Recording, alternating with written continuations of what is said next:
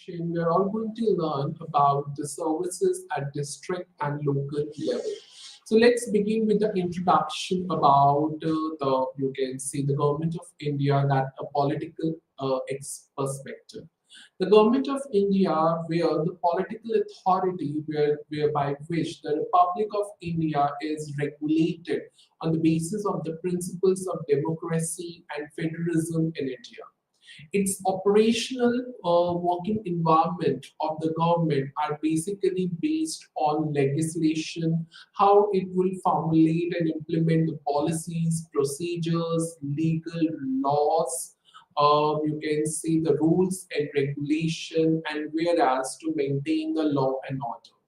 The Constitution of India is a guiding document for the government. In fact, the government of India was formed in 1950, where the constitution comes into an effect, came into in its regulation after India achieved the independence from the British rule after 3 years. And during this period, India is governed by the existing legislation which was regulated by the British Parliament. Let's begin the next section, that is the democracy in India. So on the basis of the population or the population perspective, India is the largest democracy in the world. In its democratic in nature, it always outlined the preamble of the Constitution of India, which always begin that we, the people of India, have solemnly resolved to constitute a government of India which is based on the socialist, spherical, democratic Republic of India. In fact, the legislative branch of the government, which was constituted on the democratic principles, laws, and regulations, it consists of the elected representatives who are voted in the office through the universal adult suffrage. That citizens who are aged or under the age group of above 18 years are allowed to vote until or unless it was disincriminated by law. Votes are cast, as you can see, for one of the many political parties, and India always allow a multi-party political system which always aim to achieve the basic objectives of the democracy in India and also prevent the supremacy of the single group. When we talk about the electrical process, or you can see the codes of conduct, which was defined by the Election Commission of India, who always look all the elections conducted in India. Elections to the union and the state legislation are usually being held at the end of each term consisting of 5 years. And elections can be held in turn if the legislation can be dissolved for any of the sole reason. So a by-election is always being conducted if the legislation sheet becomes vacant by the death or the resignation of the occupant in the during the election process or during the you can say the parties or which it belongs to. Recognized party falls into two main categories. The first one is the national and the second one is state. So national parties must always fulfill the one of the following condition: when at least 6% of the total valid votes in the minimum of 4 seats and 4 or more seats in the Lok Sabha, a lower house of the parliament. When, and the second condition is when a minimum 2% of the Lok Sabha seats from at least 3 states. So if any, the national parties would have to fulfill at least one condition out of these two main conditions.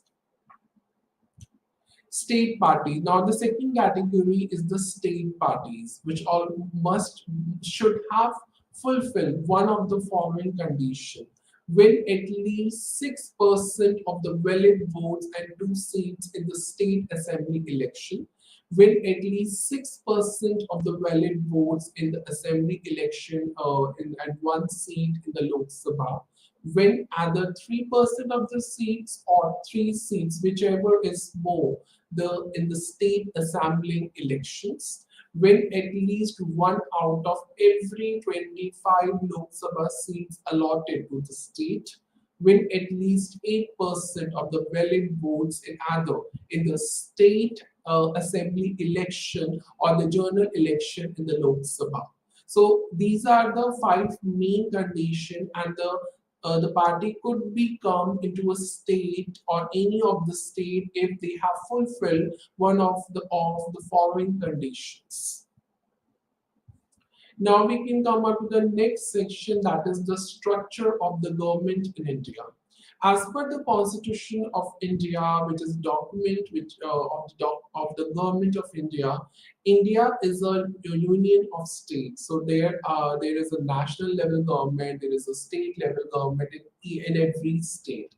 After the enactment of the 73 and the 74 Constitutional Amendment Acts, the local government at the panchayati level and the urban local bodies are also comes under this, you can say, the union of states. So there are three lists in the constitution: the union list, state list, and the concurrent list. So besides this, all of the perspective or the aspects which are contained in the schedule 11 and 12, which always talk about the Panchayati Raj system or the municipal parties. So it aims to determine which service will be offered by whom in this particular states.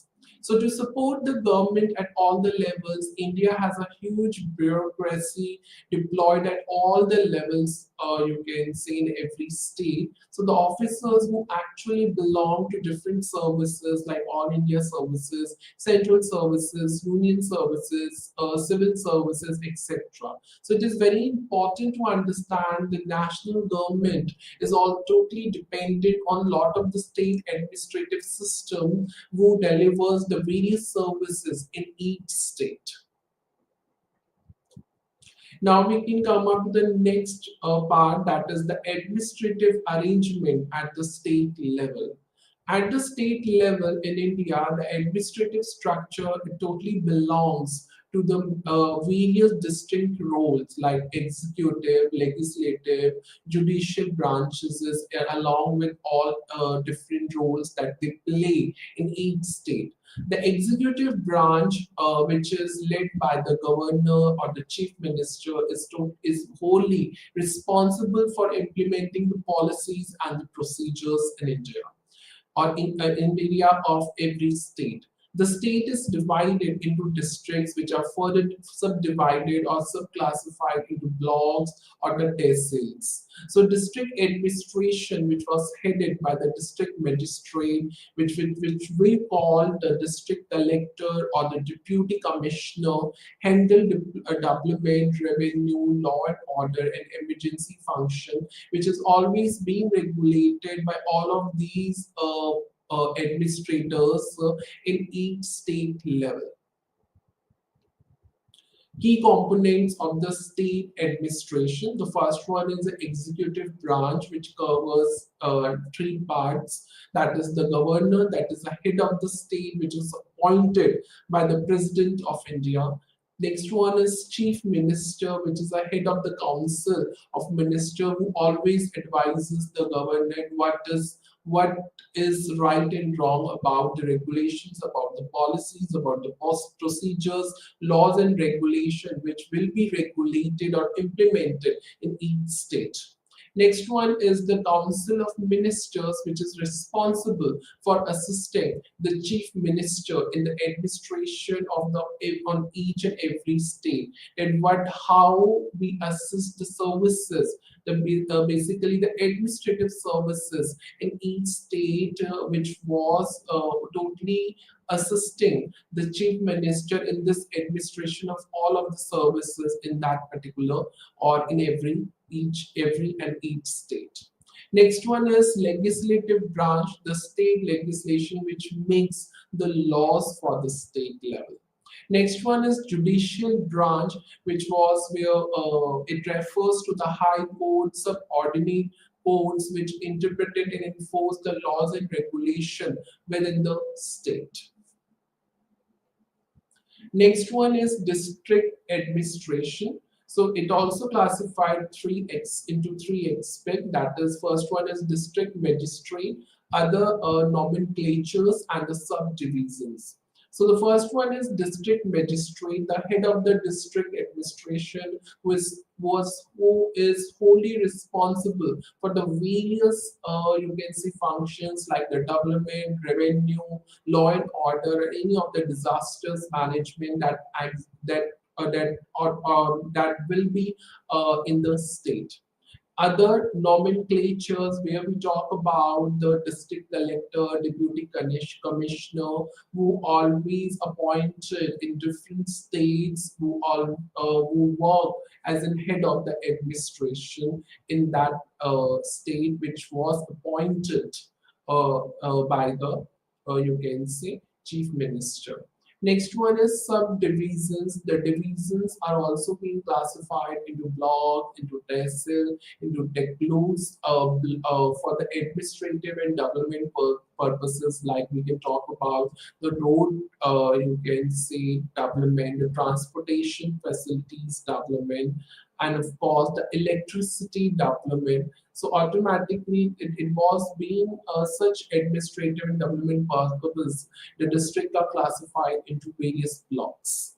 Next one is the secretariat and the directorate. Secretariat, which always deals in policy making process, and it always involves of ministers and the secretaries of different states. Next one is directorate, which was concerned with the policy execution and headed by the director of that department, whether it would be transportation, telecommunication, you can say disaster, you can say department. So automatically, when in such departments where the policies decision making process is involved, then automatically it was headed by the director of that particular department, which the particular you can see secretaries are dealing with.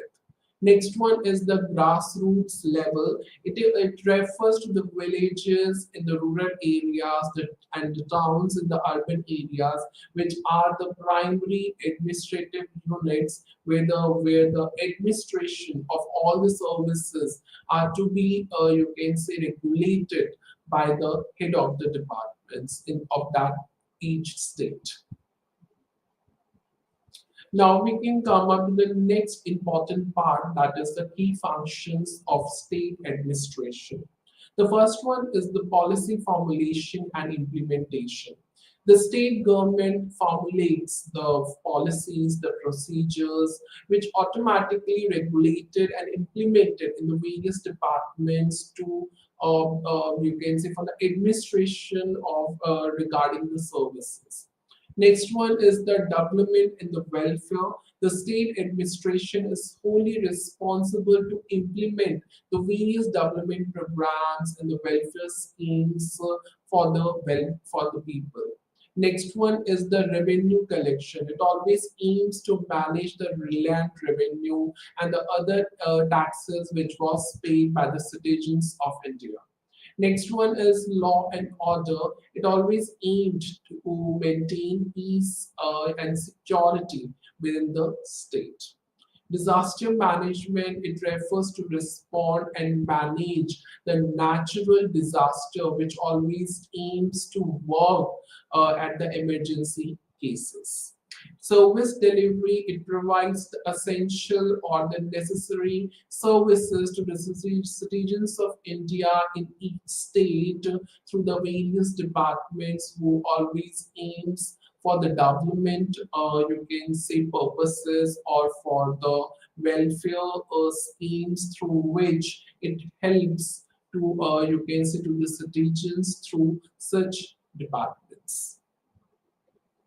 Now, of course, there are plenty of challenges or the numerous challenges, but these four are the main challenges which always the head of the department or the various departments are actually faced. First one is corruption. Lack of transparency and the corruption is always exists for the effective administration, as effective administration is a major or a significant component in the administration of each department, but due to the lack of transparency and the corruption always influence such effective administration.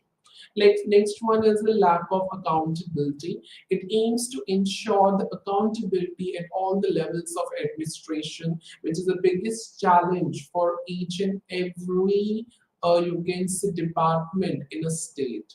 As nobody is taking a responsibility to answer that what happens if any report it's not you can say up to the uh, accurate level. So automatically it lacking in that to answer that if anything happens or anything wrongs or the people who go against the ethical norms in preparing the reports, then who will be responsible for that in that particular department of the state. Next one is the coordination among departments. Effective coordination is also lacking between between the various departments or the different departments for the effective administration. As when there is a lack of coordination, it was very difficult or it was a challenging for different departments how it would manage the efficient administration in each state. Next one is capacity building. It always aims to, you can say that it always aims to build up the capacity of the administrative machinery, which was a necessary instrument of the department. But actually, the one of the biggest challenges that how it would build up. That is the biggest challenge for the department as due to the coordination, due to the lack of accountability, transparency, corruption, how the you can see the head of the departments would build up the capacity level of the administrative machinery, the whole machinery of the administration, which is a challenging task for them. So these are the four main challenges which always exist in a real scenario. Next one is the district administration is primarily responsible for the development functions, revenue functions, law and order, and emergency function. And these are the responsibility of the district level that how it would manage all these aspects in every state or at a district level where the district levels are classified or subclassified into blocks, tehsil, etc. So these are the four main functions when we talk about the district level rather than state level. So there are also the other responsibility which will be taken by the district administration for the citizens of India on a regular basis in a dignified manner. So the district magistrate or the deputy commissioner is a nodal coordinating officer for the various states, you can say in a line of departments. So these line departments have a district heads at the district level who is responsible for the delivery of services which was related to that particular department. So there is a high degree of complementarity between them. So as you can see that there are four main functions automatically when any of the responsible person or nodal coordinating officer is being appointed and the deputy commissioner is also you can say assist to the nodal coordinating officer for the delivery of services at the district level. So definitely it would be a high degree of the complementary between them. And some of these services at district level departments are mentioned below. That is education, health, forestry, agriculture, animal husbandry. Similarly, there in every department there is a district head of that department, and it could be classified into various positions. That is, superintendent of police, district medical officer, district health officer, district forest officer, district agriculture officer. So it totally depends upon, you can see, the departments which always exist at a district level that would relate it to the education, health, forestry, and accordingly the officers are to be appointed who are called as a district head of the department.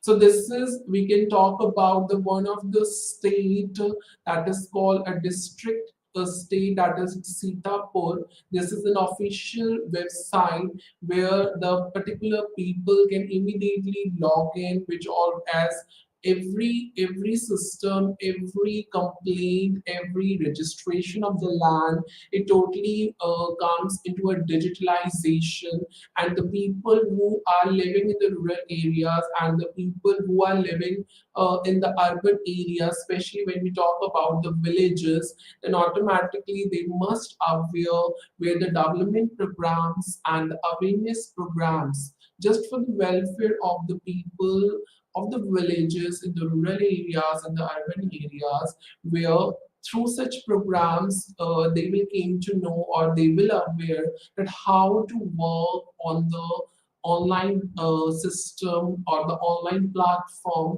where everything has been digitalized and each and every process or steps is also being mentioned online on an online platform, especially when we talk about the Uttar Pradesh and, you can say, a district, Sitapur, you can say, state, where the people who are unaware, but through such programs they will be aware about how to register for any purposes through coming up to the, you can say, official website, through come up to an online platform. Now, what was the assessing services through the digitalization, where the people can access the services, whether it's related to property, whether it's related to any complaint or related to the any FIR, you can say, to the police, or any land registration or any land conversion. So this is how the each and every nodal coordinating officer who always engaged to deliver the services and always conduct the programs for such people in the villages who can easily access such services, so that they will more and more aware, you can say, about the digitalization of the services. And once if the one person will get more aware, they will immediately get more aware to the other people in the same, you can say, village. So this is the particular services that we are going to learn through this particular lecture.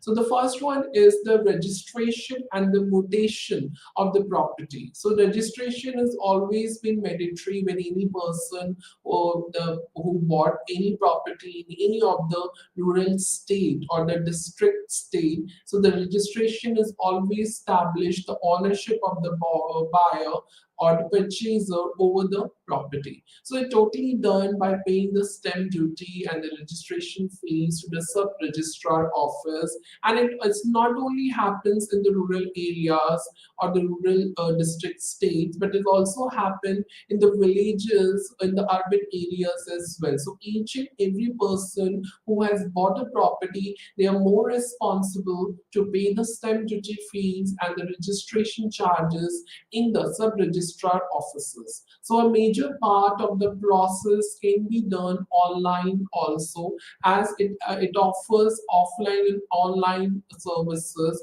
where the people can easily access into it. But in this particular, you can say, lecture, everything to be digitalized. So whomsoever any have purchased any property, they can easily register online without any hurdles in it. So there are various steps for the property registration in Rajasthan. Let's we talk about like any of the member, any of the citizen who have purchased any property in the Rajasthan. So what was the process which have to follow it, and this process is followed in every state. So first to sign up in the Panjian portal using the mobile number and obtain a CRN number which called a citizen reference number. So once you will sign up, after login, you just need to enter your property details, parties, and payment details and the prepared date. So upload the relevant documents that the particular online portal is asked for. Then book time slot in the sub-registrar office and go to the allocated sub-registrar office on the allocated date and time that you have filled in the online registration, and show all the original documents to the sub-registrar, and the sub-registrar will accept the document which was uploaded on the online. And now when you visit to the sub-registrar, you are carry off the, or you can see the original documents, so that to show up to the sub-registrar, and the sub-registrar will easily accept that document at that particular allotted place and time. After checking the document, if required, any modification is required that to be done by the senior registrar officials or sub-registrar officials. Sub-registrar then register and sign the document, and an SMS is to be sent to the buyer or to the presenter for the documents delivery, and finally the document is delivered to the party. And you can easily you can see gone through each and every process through login this website, that is the https hyphen that is epenjian.rajasthan.gov.in. So once you log in, you will get to know that how to register your property which was bought by you in the Rajasthan. So this is also the another perspective where the land records you can easily see in the Karnataka state, and this is an official website. You can see on screen, that is we call a digitalization of the land records in Karnataka. In fact, the most of the states follows a digitalized system when we talk about or in regard to the land record. So any person can check in with the basic details here. So this is in Bhumi Online Land Records, which was directed, or you can say by the Karnataka state, where you can see or you can register, you can view your land records, so you can convert, you can rotate, you can see your rotation status, you can see your khata status, you can also see your what was the documents that was uploaded online. You can see the RTC, you can see you can also see the survey sketch related to the all over the properties which was enrolled and having a record in the Bhumi online web portal and under the governments under the Karnataka state. So these are the, you can see the details, as you can see on screen the details has been mentioned, whatever the details of your property, and just log in, just click on the go, you will easily get your land ID number, and where always you can see the RTC documents of your property and which was verified. You can easily verify it as well, where the verified documents are also being uploaded on this particular website, which called in Bhumi Online Land Records, records of the rights, tenancies, crops, Form 16, and any of the mutation status you can look upon. The mutation register you can look upon while logging on this website. So this is also the you can say the official portal of the Revenue Commission Straight. which is also called comes under the Bhumi Online, where you can apply for the land conversion. You can also you can see view your conversion request status. You can also download the conversion order. You can also view the survey document. What was the documents which has been you can see demanded related to the land assessment and the records. You can also you can apply for online the documents or any of the you can see or the Tipani you can see plot by paying any of the fees directly online. You can also see the revenue map, the village maps, any of the maps which where the properties actually belongs to your area. So for the registration as well as the mutation, an advocate is always you can say needed who can assist you through this whole online process where the some of the legal documents are to be required and needed to be prepared in both the cases by the advocate. So mutation property is a mandatory process in all the legal transaction involving the property. So it also essential to decide what would be the tax liability, which is when you will change your you can say ownership, property ownership, and you just transferring your ownership to the another person. So this is also the you can say one of the essential aspect of the mutation of your land, where you can transferring your ownership to the another concern or the family member. So these revenue records, which was mentioned on the online portal, is maintained by the civic bodies like municipalities, panchayat, or the municipal corporations who are actually aims to manage the tax revenues and the orders when they are dealing with the people, with the citizens who actually aim to convert their land or related to the land conversion services. Now we can come up to the one of the another platform, a digital platform. We talk about the calling police or registering FIR. So in fact, you're going offline, you go to the police and just file the complaint. It would be a convenient way to complain online or to register FIR online. So if you look up the, you can see the website Delhi Police, the Shanti Seva Nyaya. So you can also you can see register your FIR of anything lost, any important document, or you can easily you can register online. You can, if any of the safety app, if you are looking up for the women, you can also go and download the app. If any of the theft is happened at your home or nearby area, you can also file a complaint in EFIR we call about.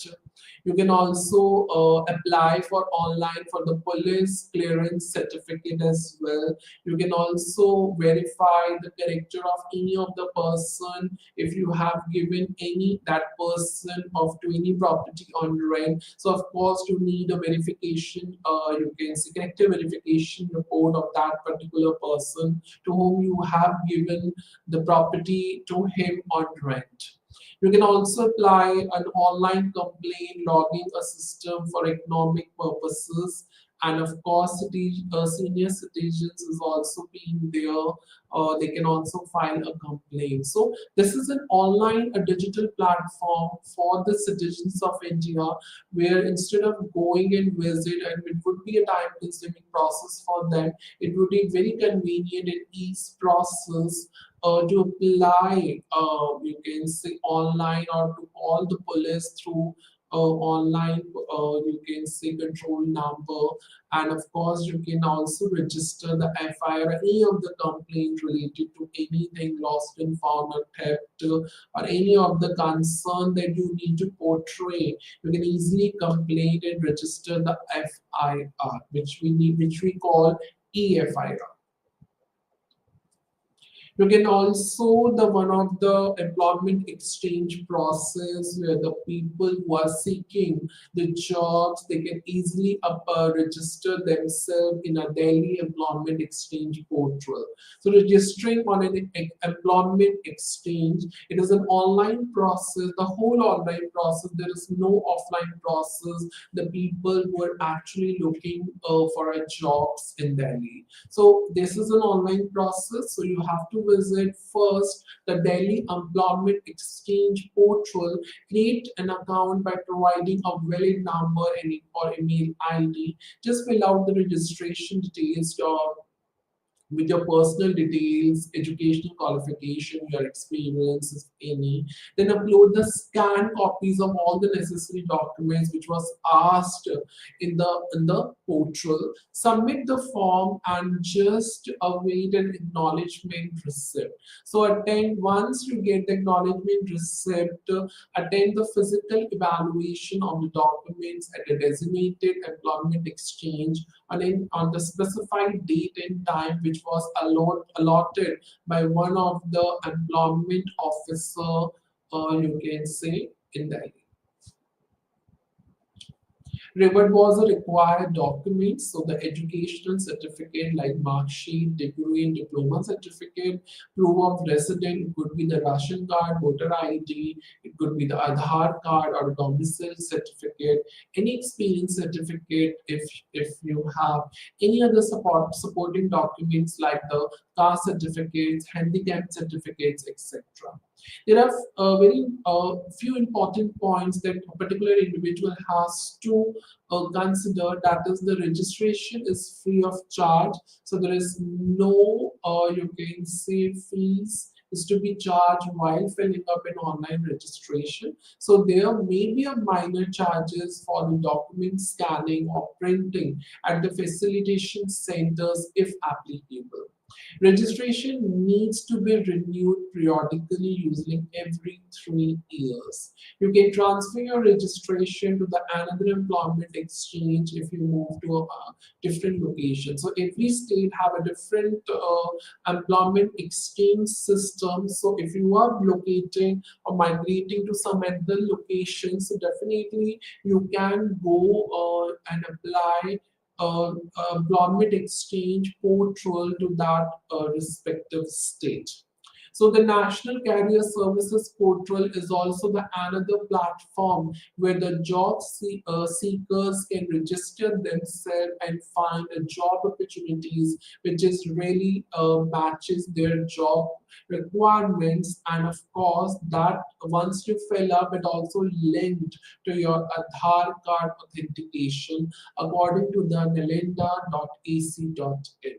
So this you can also instead of employment exchange or besides the employment exchange portal, you can also apply for the National Career Services portal, which is another platform for all the job seekers in India who are looking up any job opportunities in India.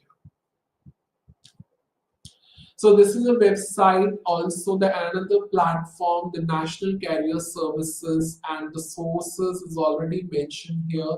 That is online employment portal.daily.gov.in hyphen home, you can say slash instruct page. So this is an instruct page where you can find all the information of all of the state and union territories which was classified, you can say, by the deputy commissioners, so or the head of the administration. So automatically you can click of your state and where you will reside, and you will get a list of the job opportunities, and accordingly you just fill the registration form and while visiting to the National Career Service website.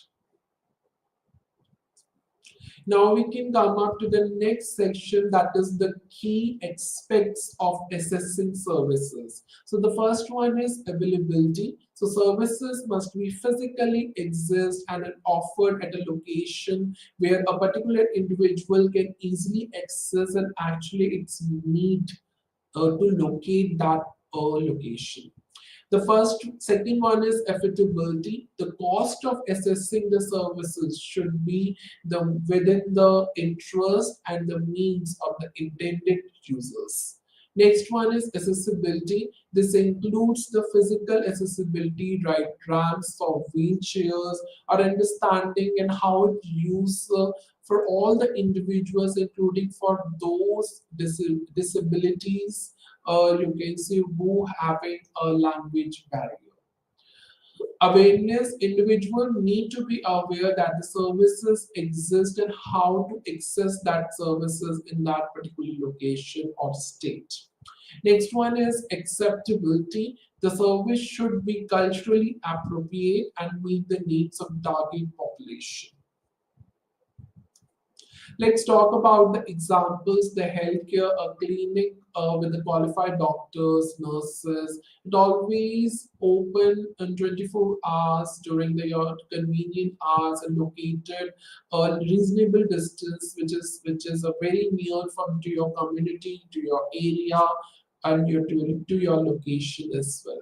Next one is education. Then the schools and the colleges are also being situated nearby areas which always involve the disability or handicapped people facilities, inclusive environment for each and every student, qualified teachers, adequate resources are also available in that respective schools. Next one is transportation. So the public transport is easily accessible and reliable, affordable for all the people who are actually reside in any of the location. Next one is sanitation. Cleanliness is always one of the significant factor over in this particular aspect. That reason either the people can easily access to clean water and sanitation facilities, which is very easier and very safe for them. Next part is registering an enterprise and how you can register a company online. So any citizen who is planning to set up a company or enterprise should register it through its voluntary process, and you don't need to pay any payment to anyone for the registration of your company or for your you can say startup company. So the government has always encouraged those people who are very talented, who want to become an entrepreneurs. The government will always provide the support to various policy measures and make the process for registration to be in a simplified manner. Only the Aadhaar, PAN, GST number are needed. So registration can be done on the web portal of the Ministry of Micro, Small and Medium Enterprises. Between in small form, we can say the MSME. So this is a website of Udham or MSME registration process. You can visit to this website by logging or the Ministry of Micro, Small and Medium Enterprises registration, being as an entrepreneur. So, or you can also type the Udham registration process, where will be asked that those who are the newcomers, who are new entrepreneurs, they have who have not registered to the MSME, they can register immediately. And those who are already registered as an entrepreneurs, they have to, if they need any modifications or any corrections in the address, definitely they can click to for those who are already having a registration as Udham. So this is a registration process that how you can follow while you are very new to this process. And for the existing entrepreneurs, of course, the list of instruction has also been given to them as well. So automatically it's a free of charge, no fees is to be required to pay by any of the you can say entrepreneur on the Udham registration process. Aadhaar number and the PAN number is actually needed for the registration. If you're planning to open up the sole proprietorship, the Aadhaar and PAN number is required. And if you are a partnership firm or any of the managing director of any of the firm or Karta of the Hindu Undivided family, definitely you need an Aadhaar and PAN card number as well. In case of a company or a limited liability partnership or a cooperative society or any trust or organization must have a authorized signatory who always, you can say, provide a GST in or the PAN along with the Aadhaar number. So in case of any enterprise who is registered as a Udham or with PAN, or if any deficiency of the information which has been existed during the previous year, so definitely they require the PAN number and the Aadhaar number so that they can modify as a self-declaration basis. No enterprise shall file more than one Udham registration number. So if you are planning, if you have start up any one company and after a couple of years you are planning to start up another company, you cannot get another, you can say Udham registration number because you are already registered with your PAN, with your, you can say Aadhaar at one time. So at one time you will receive an Udham registration number only. So whether it would related or depend upon the number of activities that you are engaged, willing to provide the services to the people. So you have to mention each and every type of the services during this process. So once you can say you have supplied all the above declared facts and figures which just appear, so definitely it you can see you will get a certificate or Udham registration certificate, or if any of the information have found any deficiency, then you are liable to pay a penalty, or you can see under the section 27 of the act.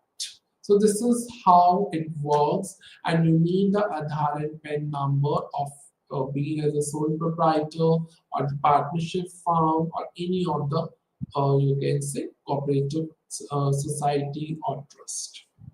And you can also visit the website that is udhamregistration.gov.in slash government dash India slash ministry dash MSME dash registration.htm. So this is a process that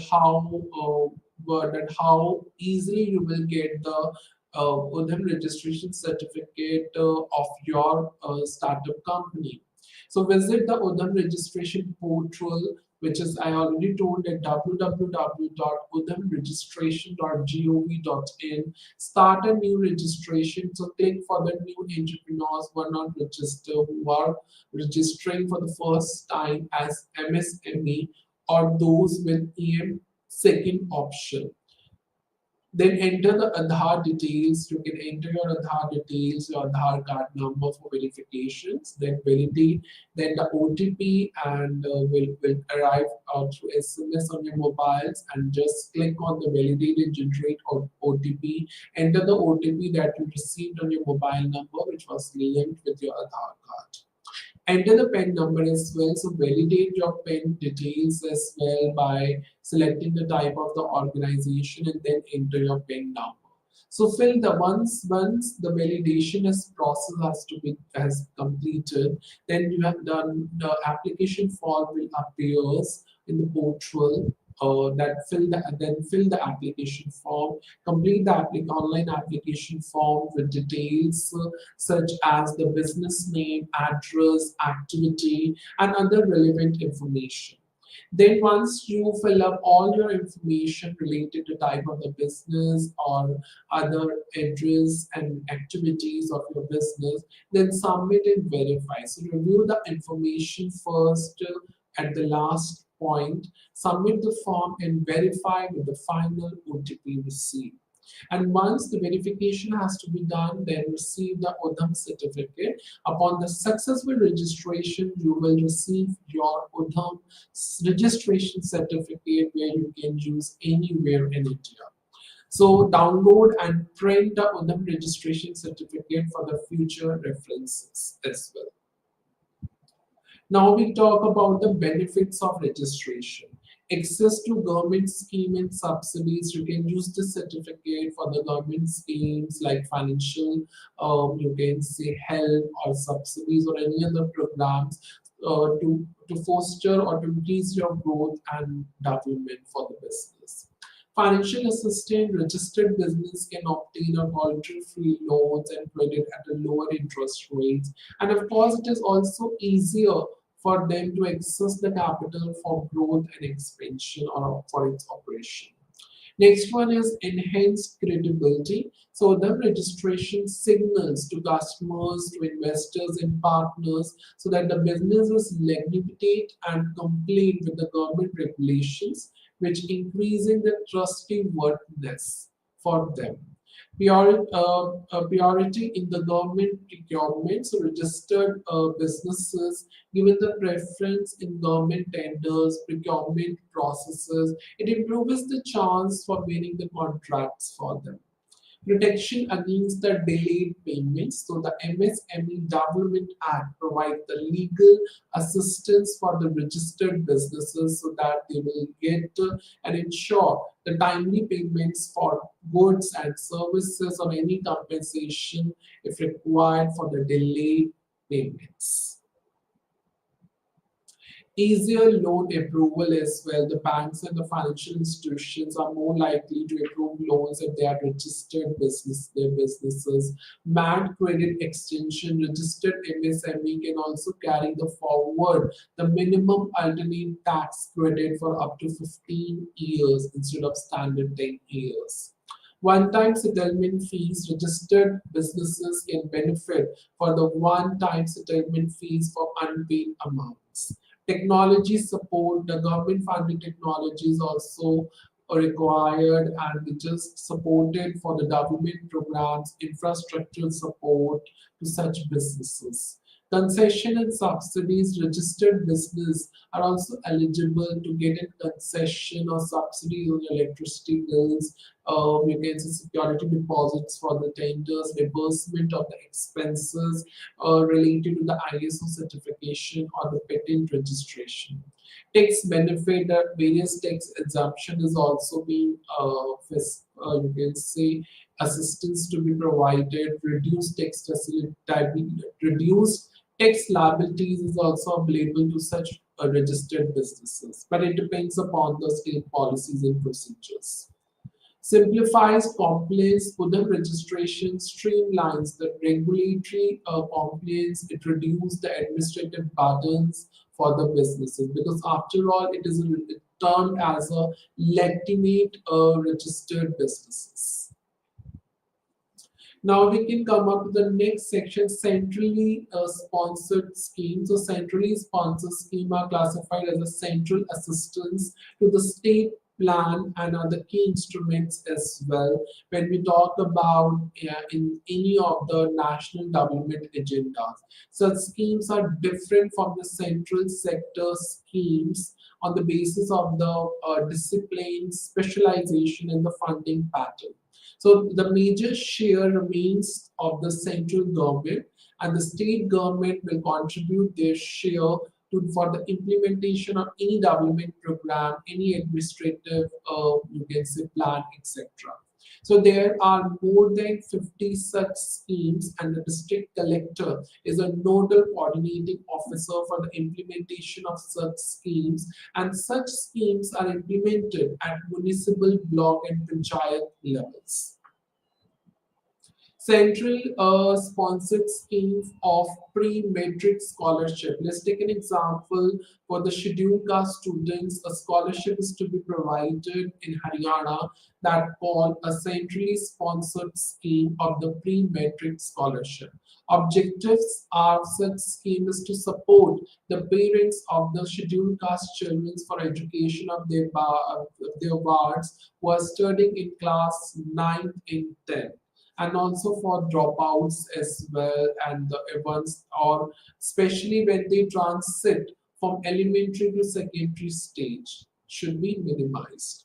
It also improves the participation of the scheduled caste children in classes ninth and 10th, you can say the pre-matric stage, so that they can perform more and more better in their academic progress. Next is condition of eligibility. Students should belong to scheduled caste. His and parents' income should not exceed the 2 lakh rupees per annum. He should not get in any other centrally funded pre-metric scholarship for their 9th and 10th education. He should be regular or full-time student was studying a government school, and such schools were recognized by the Ministry of Education, by the central or the state board of the secondary education. Scholarship is to be provided for those students who are studying in a class, and they can be available for a 1 year. An application for such scholarship is also included. One copy of the application of scholarship would be a fresh application for those candidates who belong to the scheduled caste. Second conditions to include the one copy of the passport photograph with the signature of the student. And the third, the main document is a scheduled caste certificate which was signed by the authorized revenue officer not below the rank of Tehsildar, and the income declaration certificate as well. And the last one is the receipt, acknowledgement receipt of the application or the scholarship application form. So the state government would always prescribe a suitable application form in the location, in the local language and place on its website. So school authorities will get these forms filled by the eligible student and send them to the block and district level authorities. So once they will get an applications, you can say directly, you can say gone to the schools, and the schools will find out the eligible student, and they again be sent back to send them to the block and district level authorities. Then state government and administrator will delegate the powers to sanction the scholarship under this scheme to the appropriate district block level authorities or any of the head of the school institution or wherever is possible. So guidelines is always being issued by the government of Haryana, and you can access the website that is Haryana scbc.gov.in, and of course you can see matrix scholarship schemes in respect of this exam. Central sector schemes, such scheme is fully 100% funded by the center on any of the subjects within the union list, and they are designed and planned by the central government only. Let's take an example to understand this such schemes. Central center schemes for the rehabilitation of the bonded laborer 2021 is implemented by the state government or the union territory administration through their you can say district magistrate, collectors, sub divisional magistrates, and assistance is to be provided of rupees 1 lakh per adult male beneficiary. So beneficiary has an options to either deposit or just consider as an annuity scheme or receive cash grant. So up to their wish that what type of you can say grant they actually need. It would be in the deposit form or in the cash form. So the district administration is always access the cash requirement of the beneficiary, and accordingly they can judge in this matter and put all of the money under this annuity scheme rather than cash grant on the basis of the concern of that male adult. So a survey is always being conducted upon the bonded laborers once in every 3 years in your sensitive district area, and it is a responsibility of the beneficiary to ensure that he or she must be included in that survey. So in case of any problem, the course can be taken as a grievance redressal mechanism. So that's it for today. Thank you so much for listening this lecture. I will come up with more and more interesting and upcoming topics. Till time, thank you and namaste to all.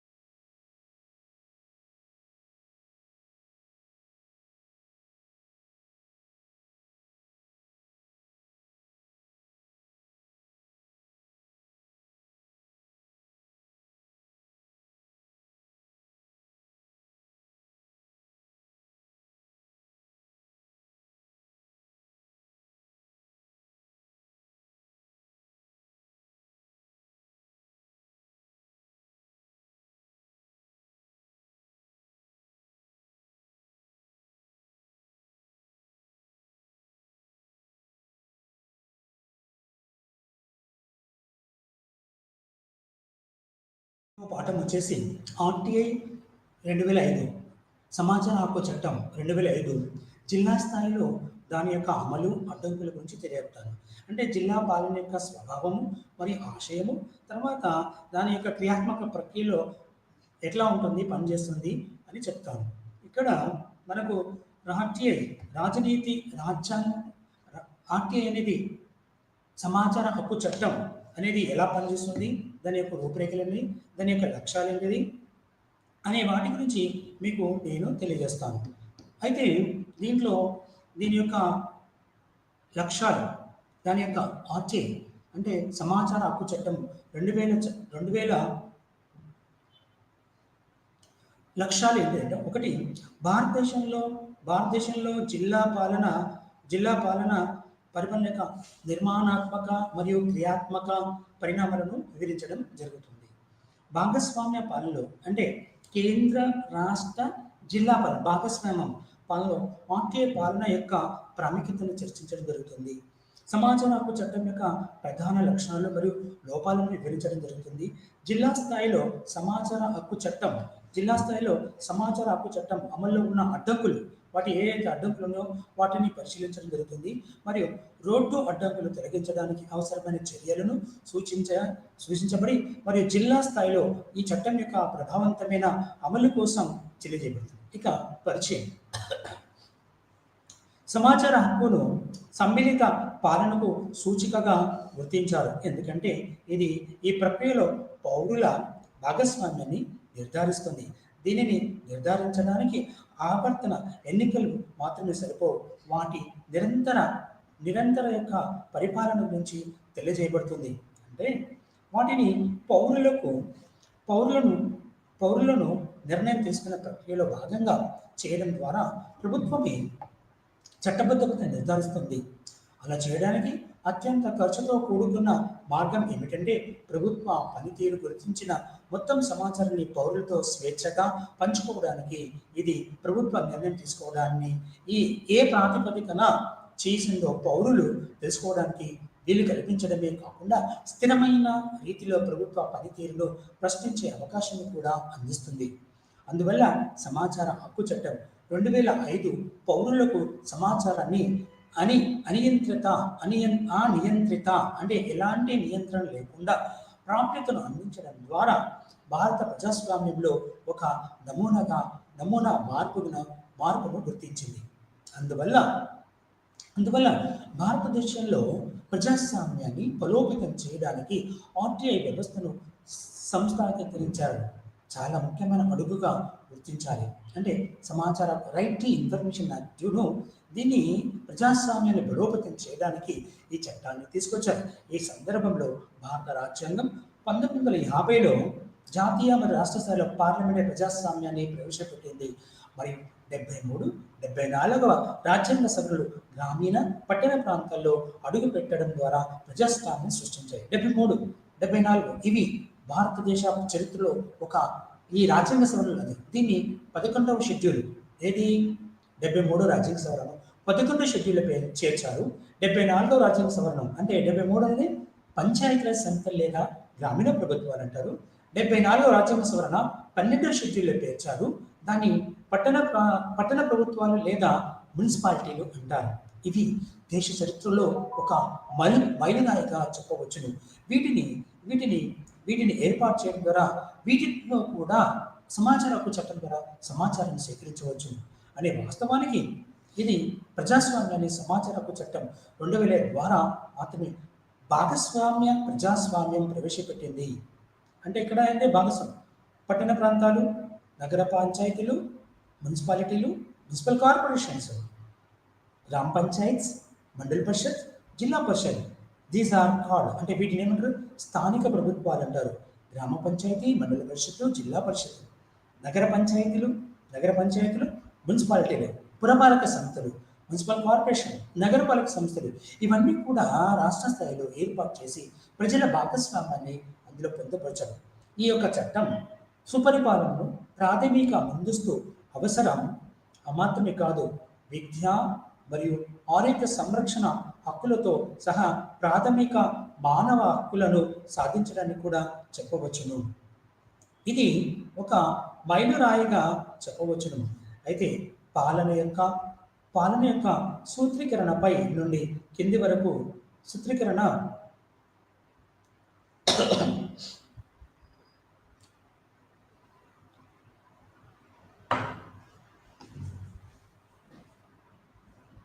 ఈ పాలన యొక్క సంస్థీకరణ పైనుండి క్రింది వరకు అన్ని స్థాయిలో భాగస్వామ్య ప్రతిస్పందనాత్మక సున్నితమైన మానవీయ నిజాయితీకల మరియు ప్రజలకు అనుకూలమైన పాలనక ఆవిర్భవించి ఒక రకమైన ఆనంద సృష్టింది. పైనుంచి కింది వరకు అంటే కేంద్ర ప్రభుత్వము, రాష్ట్ర ప్రభుత్వము, స్థానిక ప్రభుత్వాలు అంటే పట్టణ ప్రభుత్వాలు, గ్రామీణ ప్రభుత్వాలు ఇవన్నీ కూడా పైనుంచి కింది వరకు భాగస్వామ్యంతో ఏర్పరచడం. 15 సంవత్సరాలకు పైగా ఆర్టీఐ పాలన పనితీరు ఆధారంగా దీనిని సంకోచం లేకుండా చెప్పగలిగినప్పటికీ వలస రాజ్యాల యుగం నుండి అధికార యంత్రాంగం వారసత్వంగా పొందిన శతాబ్దాల నాటి గోప్యత సంస్కృతి ఇప్పటి వరకు తుడిచిపెట్టడం నందుకు అది పారదర్శకత చాలా వరకు అస్పష్టంగా ఉంది. తత్ఫలితంగా గరిష్ట పాలన, కనీస ప్రభుత్వం మరియు అవినీతికి సున్నా సహనం కోసం ప్రయత్నాలు ఉన్నప్పటికీ మంచి పాలన అసంపూర్ణ ఎజెండాగా మెరుగు అంటే 15 సంవత్సరాలు ఏర్పడినా కానీ పారదర్శకత అంటే ఎలాంటి భేదభావం లేకుండా ఎవరికి ఎలాంటి అంటే కుటుంబానికి, కులానికి, మతానికి, ప్రాంతానికి ఎలాంటి భేదాలు లేకుండా చూడడం పారదర్శకత. కానీ అది ఇంకా ఆ యొక్క పారదర్శకత పారదర్శకతను తీసుకురావడానికి ఈ యొక్క చట్టం ఉపయోగపడుతుందని చెప్పవచ్చు. ఈ పరిస్థితి ఇలా కొనసాగడానికి గల ముఖ్య కారణాలు ఏమిటని సరైన ప్రశ్నకు దారి తీస్తుంది. ఈ ప్రశ్నకు సమాధానం చెప్పే ప్రయత్నం ఇప్పుడు మనం ఈ పాఠంలో నేర్చుకుంటాము. అయితే భారతదేశంలో ఆర్టీఐ పాలన ద్వారా సుపరిపాలన అనే వాగ్దానం నెరవేరకపోవడానికి ప్రధాన కారణంలో ఒకటి అత్యాధునిక పాలన, జిల్లా యంత్రాంగం. ఇది ఇప్పటికీ కొనసాగుతుంది.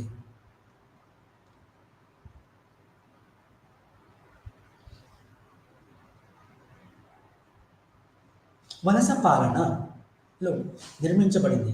ఇదంతా మన భారతదేశ పాలన ఇప్పుడు కూడా అంతా వలస పాలన. బ్రిటిష్ వాళ్ళు భారతదేశాన్ని 200 సంవత్సరాలు పరిపాలించారు. ఆ పరిపాలనలో ఎలా కొనసాగిందో ఆ చట్టాలు కానీ, ఆ నియమ నిబంధనలు కానీ ఇవన్నీ ఇప్పటికి కూడా కొనసాగుతున్నాయి. అందువలన జిల్లా స్థాయిలో 2005 చట్టమైన ఆర్టీఐని చట్టం అమల్లో ఉన్న అడ్డంకులను గుర్తించడానికి ప్రయత్నం జరుగుతుంది. ఈ పాఠంలో భారతదేశంలో జిల్లా పరిపాలన యొక్క నిర్మాణాత్మకమైన క్రియాత్మక కోణాలపై దృష్టి పెడుతుంది. భాగస్వామ్య పాలనలో ఆర్టీఐ పాలన యొక్క ప్రాముఖ్యతను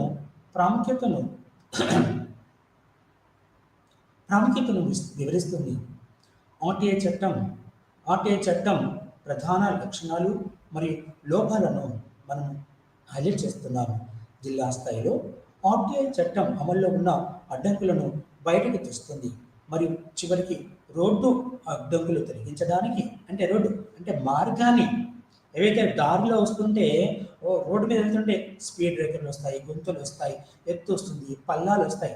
అంటే ఈ యొక్క అడ్డంకులు ఏవైతే ఉన్నాయో, ఈ యొక్క దారి యొక్క అడ్డంకులు ఏవైతే ఉన్నాయో వాటిని తొలగించడానికి అవసరమైన చర్యలను మరియు ఆర్టీఐ చట్టాన్ని సమర్థవంతంగా అమలు చేయడానికి ముందుకు తీసుకెళ్తున్నాము.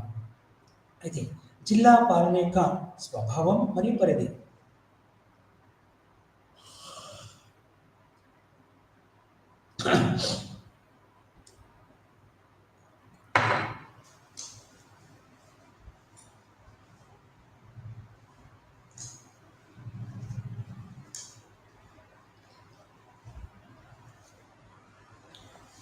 జిల్లా పాలన యొక్క స్వభావం మరియు పరిధి.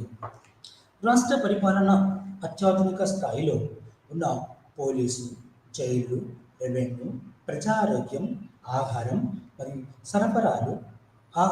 సరఫరాలు, సాంఘిక సంక్షేమం మరియు పిల్లల అభివృద్ధి, స్థానిక పాలన, పట్టణ ప్రణాళిక అభివృద్ధి మరియు పంచాయత్ రాజ్ మరియు ఇతర విభాగాల పనితీరును జిల్లా యంత్రాంగం బాధ్యత వహిస్తూనే ఉంది. క్రింది ప్రాంతాలతో పాటు జిల్లా పాలన యొక్క ప్రధాన కార్యాచరణ ప్రధాన కార్యాచరణ ఎలా ఉందో మీకు తెలియజేస్తాను. జిల్లా గ్రామీణాభివృద్ధి సంస్థ పంచాయతీరాజ్ సంస్థలు. జిల్లా గ్రామీణ పంచాయతీ అంటే అది గ్రామ పంచాయతీ, మండల పరిషత్తు, జిల్లా పరిషత్తులలో జిల్లా స్థాయిలో కేంద్ర ప్రభుత్వ సంస్థల అధికారులు, శాంతి భద్రతల పట్టణ మరియు స్థానిక సంస్థలు వంటి అభివృద్ధి సంస్థలు ఉంటాయి. అంటే పట్టణాల్లో ఏంటిది మున్సిపాలిటీలు అంటే పురపాలక సంస్థలు, నగర పంచాయతీలు ఏంటండి గ్రామీణ వాతావరణాన్ని పట్టణ వాతావరణం ఎక్కడైతే ఏర్పడుతుందో వాటిని నగర పంచాయతీలు అంటారు. అంటే అక్కడ పాఠశాలలు, వైద్యం, విద్య, రవాణా సౌకర్యాలు వివిధ ఏవైతే ఉంటాయో దాన్ని నగర పంచాయతీలు అంటారు.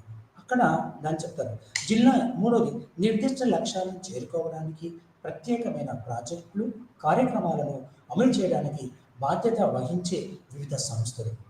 ఇందులో నాలుగోది జిల్లా స్థాయిలో ఒకటి మనం చెప్పుకున్నాం పట్టణ గ్రామ పంచాయతీలు ఎలా ఉంటాయి. రెండోది జిల్లా గ్రామీణాభివృద్ధి సంస్థలు పంచాయతీ సంస్థలు ఎలా ఉంటాయి. పంచాయతీ సంస్థలు అంటే గ్రామ పంచాయతీ, మండల పరిషత్, జిల్లా పరిషత్. మరి పట్టణాలు నగర పంచాయతీలు, పురపాలక సంస్థలు, నగరపాలక సంస్థలు.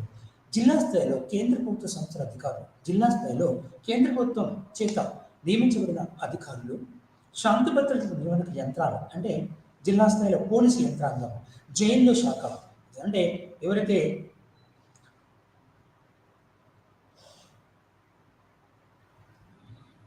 ఎవరైతే కోర్టుల ద్వారా వాళ్ళ శిక్షను విధించిన తర్వాత వాళ్ళకి శిక్షను అమలుపరిచిన తర్వాత కోర్టులు ఇచ్చిన శిక్షలను అనుభవించడానికి జైలుకు పంపిస్తారు ఎవరైతే నేరస్తులు ఉన్నారో. అలాగే శాంతి భద్రతల నిర్వహణకు యంత్రాలు అంటే శాంతి భద్రతలు ఎలా ఉంటుంది అంటే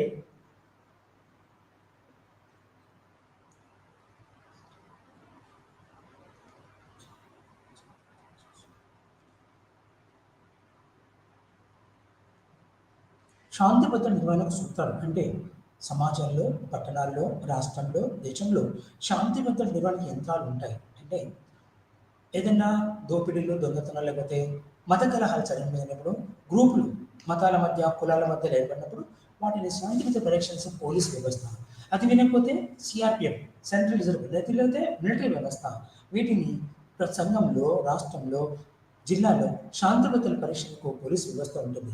తర్వాత సంస్థాగత క్రెడిట్ వ్యవస్థ. సంస్థాగత అంటే వ్యవసాయ రంగము లేకుంటే జౌలి రంగంలో కుటీర పరిశ్రమలు ఉన్నాయనుకో క్రెడిట్ వ్యవస్థ అంటే వాళ్ళకి డబ్బులు అందించడం ఉంటుంది. తర్వాత అది ఐదవది శాంతి భద్రత నిర్వహించాలు, ఆరోది సంస్థాగత క్రెడిట్ వ్యవస్థ, ఏడోది పాడి పరిశ్రమ, వ్యవసాయం మరియు చిన్న నీటిపారుదల వంటి వివిధ రంగాల్లో పనిచేస్తున్న సహకార సంస్థలు, ఇవన్నీ కూడా ప్రభుత్వ సంస్థలే. పాడి పరిశ్రమ అంటే ఇది కోఆపరేటివ్ అంటే పాలు మరియు పరిశ్రమల పాల ఉత్పత్తుల ద్వారా ఏవైతే ఉన్నాయో ఆవులు, గేదెలు వంటి ద్వారా వ్యవసాయం అంటే ఒక 2-3 ఎకరాల నుంచి 10 ఎకరాలు, 20 ఎకరాలు, 100 ఎకరాలు కావచ్చు వ్యవసాయం. చిన్ని నీటి పద్ధతులు అంటే నదుల ద్వారా లేకుంటే వాటిని నీటి సరఫరా ఇరిగేషన్ డిపార్ట్మెంట్ ఉంది, నీటి పారుదల, వీటిని పనిచేస్తున్న సహకార సంస్థలు కూడా ఉంటాయి. కమ్యూనిటీ ఆధారిత సంస్థలు అంటే ఏదైతే కమ్యూనిటీ ఉందో ఆ కమ్యూనిటీ ద్వారా ఆధారిత సంస్థలు, ఉదాహరణకి సెల్ఫ్ హెల్ప్ గ్రూప్స్. తర్వాత కోఆపరేటివ్ సొసైటీలు, ఇవన్నీ కూడా కమ్యూనిటీ వ్యవస్థ. కోఆపరేటివ్ అంటే వ్యవసాయదారుల కోఆపరేటివ్ సొసైటీ, చిన్న తరహా వ్యవస్థలు, ఎవరైతే ఏ సంస్థలు పనిచేస్తారో వాళ్ళందరికీ కూడా ఒక కమ్యూనిటీ ఆధారిత సంస్థలు ఉంటాయి. వాణిజ్య మార్గాలు అంటే వ్యాపారం, వాణిజ్యాలు. ముఖ్యమంత్రి సచివాలయం మరియు రాష్ట్ర సచివాలయంలోని వివిధ విభాగాలు, అధిపతులు తమ నిర్ణయాలు అమలు కోసం జిల్లా యంత్రాంగం ద్వారా పనిచేయాలి. అంటే రాష్ట్ర సచివాలయం సెక్రటరియట్లో ప్రతి ఒక్క డిపార్ట్మెంట్ ఉంటే ఆ డిపార్ట్మెంట్ సెక్రటరీ కాదు, ఆ సెక్రటరీని కింది స్థాయిలో జిల్లా స్థాయిలో అంటే district collector is a king అంటే అతను జిల్లాకు రాజు. అతను ఏం చేస్తాడంటే వివిధ పరిపాలనా విభాగాలను ఏర్పాటు చేసి ఏ మంత్రిత్వ శాఖ కార్యదర్శి ఇస్తాడో జిల్లా కలెక్టర్ వచ్చి ఆ జిల్లా కలెక్టర్ ఏం చేస్తాడు వివిధ విభాగాలకు ఆ సమాచారాన్ని చేరవేస్తాడు. అంటే ప్రజలకు సుపరిపాలనకు ప్రాథమిక అవసరం. జిల్లా పరిపాలనలో ఆర్టీఐ చట్టం అమల్లో ఉన్న అడ్డంకులను గుర్తించడానికి ఈ యొక్క పాఠంలో మనం ప్రయత్నం చేస్తాం.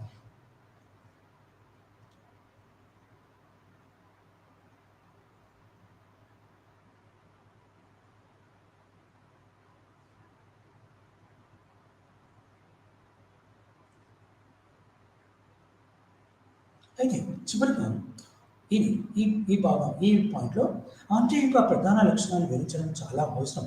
అంటే ఇప్పుడు మనకు ఆర్టీఐ సమాచార హక్కు చట్టం పాలన యొక్క ప్రధానమైన లక్షణాలు మీకు తెలియజేస్తారు.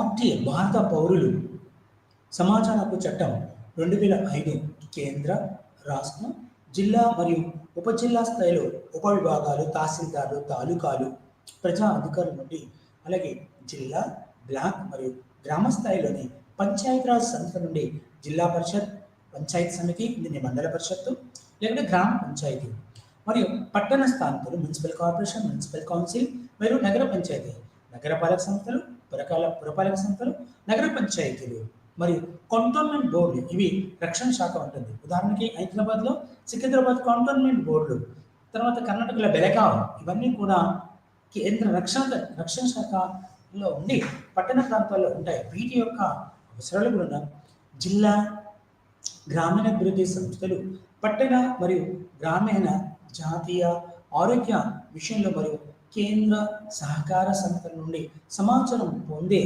అధికారం ఉంది. ఈ చట్టం ప్రభుత్వ అధికారులు మరియు ప్రభుత్వ నిధులతో పనిచేసే ఎన్జిఓలు మరియు జాతీయ లేదా రాష్ట్ర ప్రభుత్వాల ద్వారా పూర్తిగా లేదా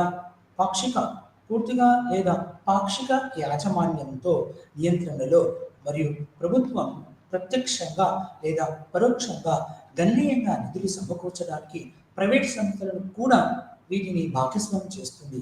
ఇది సమాచార అన్వేషణకు కూడా మూడవ పక్ష సమాచారాన్ని కూడా కోరుకునే ఎదుగు. మూడవ పక్షం అంటే ప్రభుత్వానికి ప్రజల మధ్య మూడవ పక్షం అంటే ప్రభుత్వేతర ప్రైవేట్ సంస్థలు కూడా ఉన్నాయి.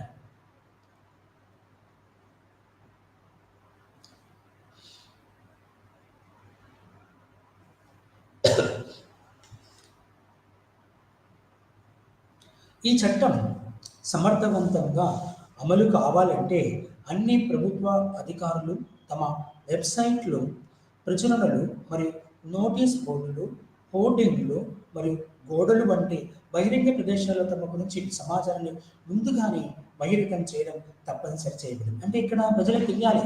అంటే నేడు ప్రజలంతా ఏం చేస్తారు, రోడ్డు మీద ప్రయాణం చేస్తుంటే హోర్డింగ్లు ఉంటాయి, అంటే వీటిని అంటే అడ్వర్టైజ్మెంట్ బోర్డులు ఉంటాయి. వాటి ద్వారా ప్రజలకు కొన్ని వ్యాపార ప్రకటన చేస్తాయి వ్యాపార సంస్థలు. అలాగే ప్రభుత్వం కూడా ఒక హోర్డింగ్ల ద్వారా బహిరంగ ప్రదేశాల్లో నోటీసు బోర్డులు, హోర్డింగ్లు, గోడ పత్రికలు వాటిని అందించడం ద్వారా సమాచారాన్ని ముందుగానే బహిర్గతం చేయడానికి తప్పనిసరి చేయబడింది. సమాచారం కోరేవారు కోరినప్పుడల్లా వాటిని యాక్సెస్ చేయగల వారు తమ సమాచారాన్ని సాఫ్ట్వేర్లో కూడా క్రమబద్ధ పద్ధతిలో నిర్వహించాలి. అంటే ఈ రోజున ఏదైతే ఉందో కంప్యూటర్ వ్యవస్థ, సాఫ్ట్వేర్ ద్వారా ఈ యొక్క సమాచార వ్యవస్థని కూడా మనము నిర్వహించడానికి ఆస్కారం కలదు. కేంద్ర, రాష్ట్ర మరియు ఉపరాష్ట్ర స్థాయిల్లో, అంటే ఉపరాష్ట్ర అంటే జిల్లా, మండల పరిషత్తు స్థాయిలలో ప్రభుత్వ అధికారులు, ప్రజా సమాచార అధికారులు, public information officers, assistant public information ఆఫీసర్లు మరియు ఫస్ట్ అపిలేట్ అథారిటీలు FAA నియమించడం ద్వారా, అంటే ప్రజా సమాచార అధికారులు, పబ్లిక్ ఇన్ఫర్మేషన్ ఆఫీసర్లు PIOలు, అసిస్టెంట్ పబ్లిక్ ఇన్ఫర్మేషన్ ఆఫీసర్లు APIOలు మరియు ఫస్ట్ అపిలేట్ అథారిటీ FAAలు నియమించడం ద్వారా సమాచార సరఫరాను నిర్ధారించడం తప్పనిసరి చేయబడింది. వారి విధులను స్పష్టమైన నిర్వచనం ఉంటుంది. FAAలు ఫస్ట్ అపిలేట్ అధికారులు ఆదేశాలకు వ్యతిరేకంగా అప్పీలను నిర్ణయించడానికి సమాచార కమిషన్లు రాజ్యాంగం ద్వారా కేంద్ర రాష్ట్ర స్థాయిలో అప్పిలేట్ యంత్రాంగం కూడా సూచించబడింది. ఈ కమిషన్లు స్వతంత్ర న్యాయ వ్యవస్థేతర అధికారులుగా కూడా పరిగణించబడతారు.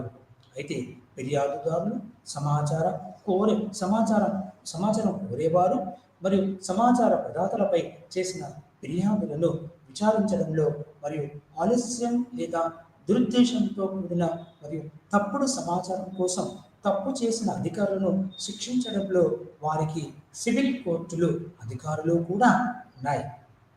కమిషన్లు సివిల్ కోర్టు యొక్క ఏదైతే కోర్టు సివిల్ జడ్జి యొక్క ఇద్దరికి ఎలా ఉంటాయో వీళ్ళకు కూడా అలాంటి అధికారులే ఆపాదించబడ్డాయి. శిక్షించడంలో వారికి సివిల్ కోర్టు అధికారులు కూడా ఉన్నాయి. కమిషన్లు డిఫాల్టర్లు శాఖాపరమైన క్రమశిక్షణ చర్యలు కూడా సిఫార్సు చేస్తుంది.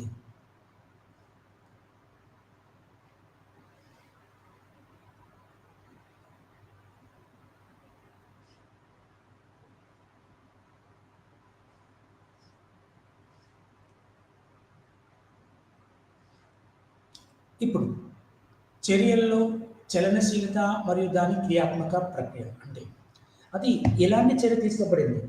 ఒక ఒక ఫిర్యాదు వస్తే ఆ ఫిర్యాదు మీద ఎలాంటి చర్య తీసుకున్నారు అని చెప్పడానికి గత 15 సంవత్సరాలలో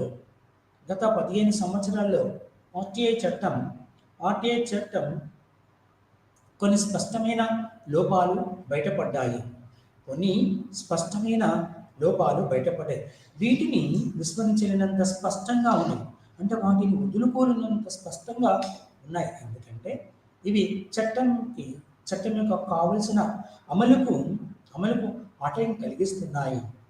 ఉదాహరణకు గణనీయమైన నిధులు సమకూర్చబడినవి అనే పదాన్ని అస్పష్టమైన రీతిలో ఉపయోగించాలి. మరి ముఖ్యంగా మానవ హక్కుల పాలన స్థాపనకు కట్టుబడి ఉన్న పాలన యొక్క ప్రాథమిక ఆవశ్యకతను జీవితం మరియు స్వేచ్ఛ, మనిషి యొక్క జీవితం, లైఫ్ అండ్ లిబర్టీ అంటే జీవితం మరియు స్వేచ్ఛ అనే పదాలు కూడా అస్పష్టంగానే ఉన్నాయి. అంటే ఏంటి? ప్రతి ఒక్క వ్యక్తి యొక్క జీవితం, లైఫ్, తన సొంత జీవితం, తను ఏమైనా చేయగలుగుతాను, ఏదైనా బతుకుతానండి, స్వేచ్ఛ, మాట్లాడే స్వేచ్ఛ, తిరిగే స్వేచ్ఛ, ఇవన్నీ మనకు ఆర్టికల్ 19 అనేది 6 స్వేచ్ఛలు ఇస్తుంది. మాట్లాడే స్వేచ్ఛ, భావ ప్రకటన స్వేచ్ఛ, దేశంలో ఏదైనా నీ యొక్క భావ ప్రకటన స్వేచ్ఛ, దేశంలో తూర్పు నుంచి పడమర, ఉత్తరం నుంచి దక్షిణం, అంటే అరుణాచల్ ప్రదేశ్ నుంచి గుజరాత్ వరకు, కశ్మీర్ టు కన్యాకుమారి వరకు ఎక్కడైనా తిరగవచ్చు. తర్వాత ఇంకొకటి ఏంటంటే ఏ ప్రాంతంలోనైనా తను నివాస యోగ్యం ఏర్పాటు చేసి తన జీవితాన్ని కొనసాగించవచ్చని చెప్తుంది ఈ యొక్క స్వేచ్ఛ. అయితే మొదటి ఇక్కడ జీవితం మరియు స్వేచ్ఛ వంటి పదాలు కూడా అస్పష్టంగానే ఉన్నాయి. అదేవిధంగా మొదటి అప్పిలేట్ అథారిటీ యొక్క అధికారాలు, పాత్రలు మరియు బాధ్యతలను సంబంధించి గణనీయమైన గందరగోళం కొనసాగుతుంది. ఎందుకంటే వీటిని స్పష్టంగా అంటే మొదటి అప్పిలేట్ ఎవరైతే ఉన్నాడో అధికారికి తన పాత్ర ఏంది, తన బాధ్యతలు ఏంది, వాటి ఎలా చేయాలి అనే ఒక డైలామాలో పడుతున్నాడు. అది నివారించగలగాలి.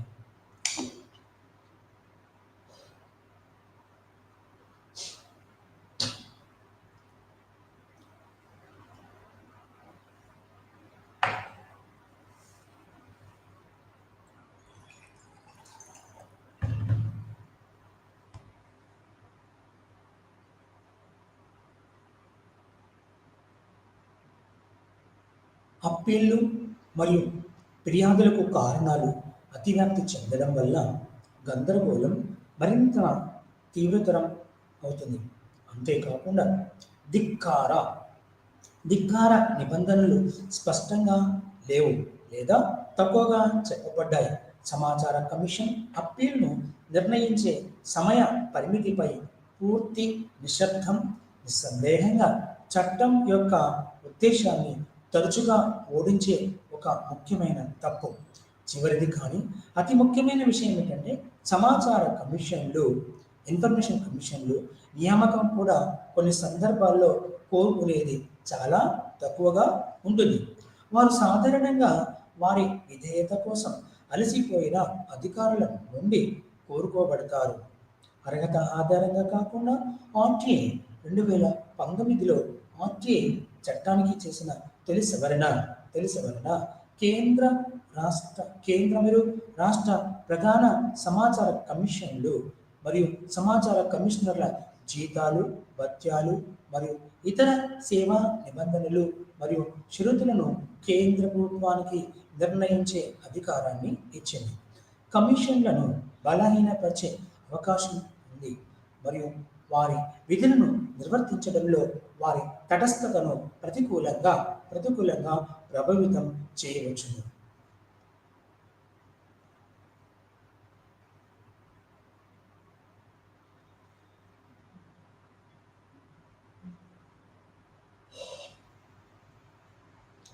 జిల్లా స్థాయిలో సమాచార హక్కు చట్టం అమలు ప్రధాన అడ్డంకులు. జిల్లా స్థాయిలో ఒక సమాచార హక్కు చట్టంను అమలు పరుస్తున్నప్పుడు ఎలాంటి అడ్డంకులు వస్తున్నాయో మీకు ఇప్పుడు నేను వివరిస్తాను. జిల్లా స్థాయిలో పైన ఇవన్నీ పేర్కొన్నప్పుడు మనం పేర్కొన్నవన్నీ కాకుండా విధులు నిర్వహించబడుతున్న సందర్భంలో సమర్థవంతమైన ఆర్టీఐ పాలన యొక్క నిజమైన ప్రాముఖ్యత మరియు ఆవశ్యకతను అర్థం చేసుకోవచ్చు. ఈ అత్యాధునిక స్థాయిలో చట్టం యొక్క సజావుగా మరియు శ్రద్ధగా అమలు చేయడం మాత్రమే చట్టంలో రూపొందించబడిన రూపొందించబడిన జవాబుదారీతనం మరియు పారదర్శకత. ఇంగ్లీష్లో అకౌంటబిలిటీ, ట్రాన్స్పరెన్సీ, ఈ రెండు చాలా పవర్ఫుల్, చాలా ముఖ్యమైన పదాలు. కానీ ఈ రెండే మనకు ఏ విషయం తెలిసింది? పారదర్శకత మరియు మరియు జవాబుదారీతనం. ఈ రెండు మూల వాక్యాలు ఆర్టీఐకి మూల స్తంభాలుగా చెప్పవచ్చును. ఈ యొక్క పైన పేర్కొన్న క్రమానుగత మరియు విధానపరమైన లోపాలతో పాటు ఈ చట్టం యొక్క అవసరమైన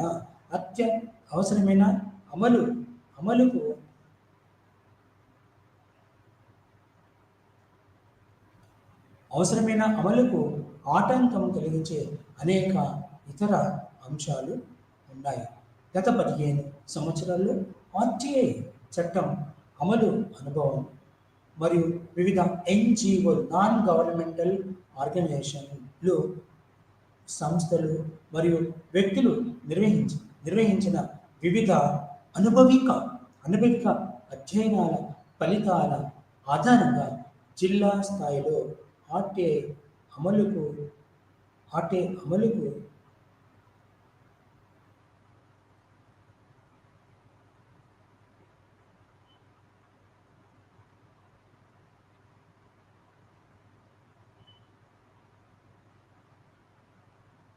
అయితే ఇక్కడ ప్రవర్తన సమస్యలు ఇవి ఆర్టీఐ చట్టంలో ఏం చెప్తానంటే వివిధ రాష్ట్రాల్లో జిల్లా పరిపాలనలో అన్ని విభాగాల్లో ఆర్టీఐ పాలన అమల్లోకి వచ్చినప్పటికీ దాని ప్రవర్తన సమస్యలు వివిధ రాష్ట్రాల్లోని జిల్లా పరిపాలనలో అన్ని విభాగాలలో ఆర్టీఐ పాలన అమల్లోకి వచ్చినప్పటికీ అవి దాని స్ఫూర్తికి అనుగుణంగా పనిచేయడం లేదు. జిల్లా స్థాయిలోని అధికారులు ఇప్పటివరకు ఆర్టీఐ చట్టం 2005 పెంపొందించాల్సిన పారదర్శక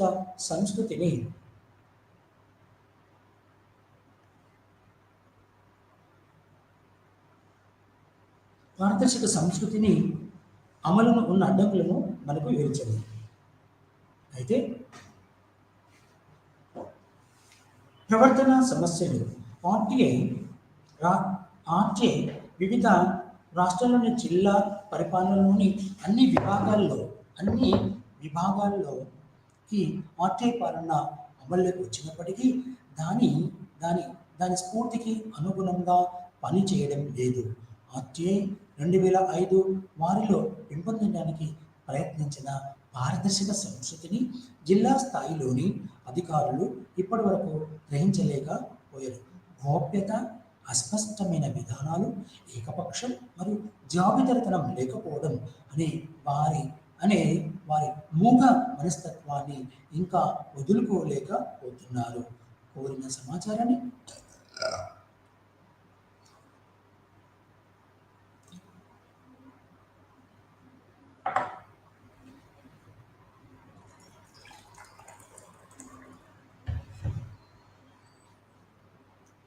కోరిన సమాచారాన్ని అందించడం ద్వారా పౌరుల సాధికారికతకు అవసరమైన పారదర్శక సంస్కృతిని వారు ఇంకా పూర్తిగా అంగీకరించలేదు. కొత్త పాత్రకు ప్రతిఘటన రాష్ట్ర ప్రజా సమాచార అధికారులు ఈ నియామకంలో ప్రారంభమవుతుంది. అంటే కొత్త ప్రతిఘటన రాష్ట్ర ప్రజా సమాచార అధికారులు, ఇది చాలా ఒక కష్టమైన పని రాష్ట్రంలో అయితే. ఎందుకంటే ఇప్పుడు ఈ మధ్యకాలంలో తెలంగాణలో అయితే ఒక 2 నెలల క్రితం అంటే సమాచార కమిషనర్ల యొక్క సమయం పూర్తయిన తర్వాత కూడా వాళ్ళని నియమించడానికి ఒక సంవత్సరం పట్టింది. కాబట్టి ఎప్పటికప్పుడు ఎక్కడైతే ఖాళీలు ఏర్పడుతున్నాయో ఆ ఖాళీలకు అనుగుణంగా వాటి యొక్క నియామకాలు జరగాలి. కాబట్టి ఇవి జరగట్లేదు. ఎందుకంటే వారి అనుమతి తీసుకోవడానికి ఈ పాత్ర చాలా మందిని నియమిస్తారు.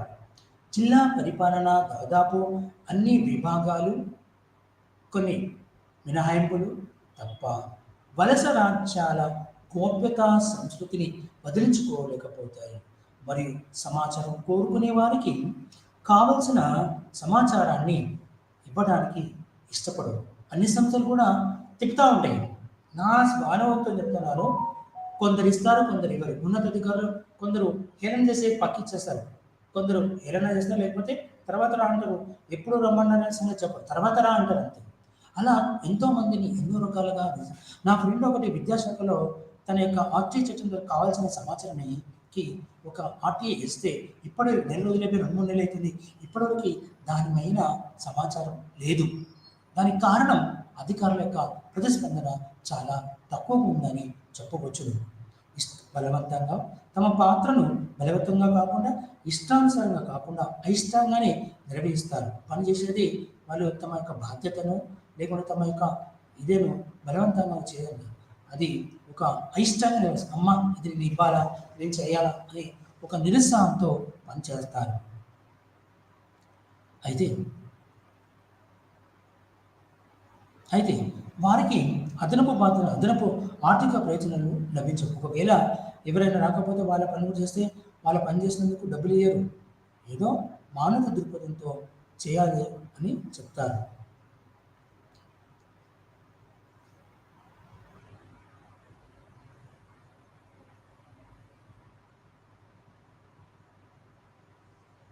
ఇప్పుడు చెప్పింది మొదటి, ఇప్పుడు రెండవది సామర్థ్యం లేకపోవడం.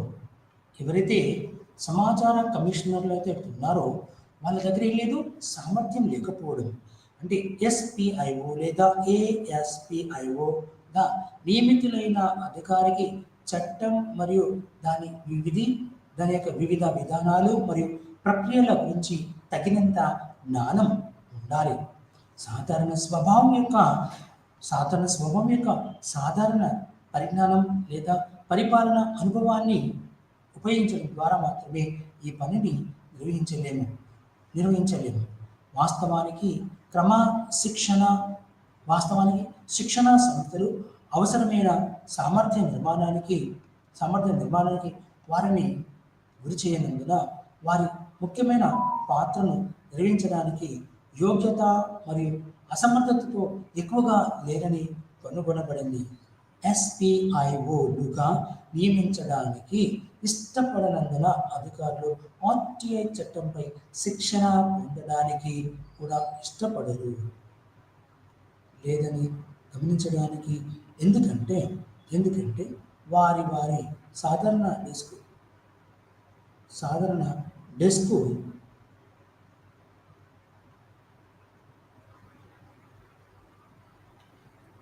ఈ చట్టంపై ఆర్టీఐ చట్టంపై శిక్షణ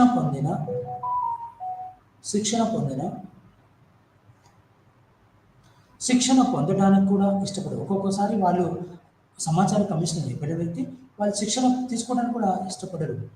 ఈ అధికారులు ఆర్టీఐ శిక్షణ కార్యక్రమాలకు హాజరు కావడానికి కూడా ఇష్టపడడం లేదని గమనించబడింది.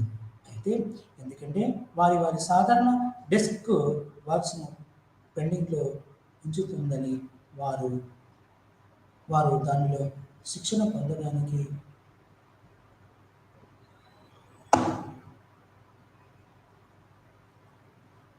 శిక్షణ పొందేవారు ఎస్పిఐఓలుగా కొనసాగుతారని కూడా వారు భయపడుతున్నారు. ఆర్టీఐ చట్టంలోని కొన్ని నియమ నిబంధనలు, ఉప నిబంధనల యొక్క మార్గం నియమ నిబంధనలు ఆర్టీఐ చట్టంలోని పన్నుల మరియు తగినంత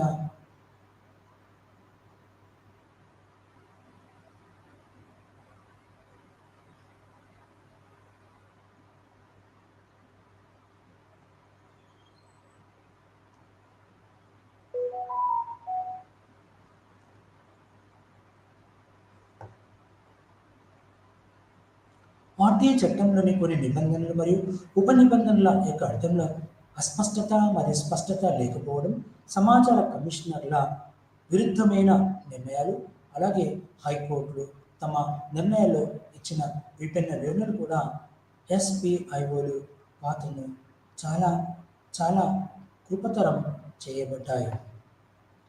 అడ్మినిస్ట్రేటివ్ సమస్యలు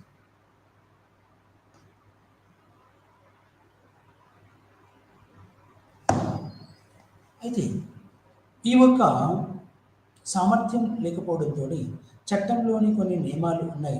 అడ్మినిస్ట్రేటివ్ సమస్యలు అంటే పరిపాలనలో ఎలాంటి సమస్యలు వస్తున్నాయో ఇప్పుడు మీకు చెప్తాను. అంటే సిబ్బంది కొరత, అసలు పనిచేయడానికి సిబ్బంది కొరత అది మొట్టమొదటి కారణం. ఆర్టీఐ పాలన యొక్క ప్రభావాన్ని ప్రభుత్వం చేస్తుంది. కొంతమంది ఎస్పీఐఓలు దరఖాస్తులు తరచుగా రావటం వల్ల విచారం వ్యక్తం చేస్తున్నారు. కొంతమంది ఆర్టీఐ కార్యకర్తలు తమను ఇబ్బంది పెడుతున్నారని వారు భావిస్తున్నారు. అంతేకాకుండా విభాగాల్లో సాపేక్షకంగా జూనియర్ అధికారులు ఎస్పీఐఓలు నియమిస్తారు. వారు న్యాయంగా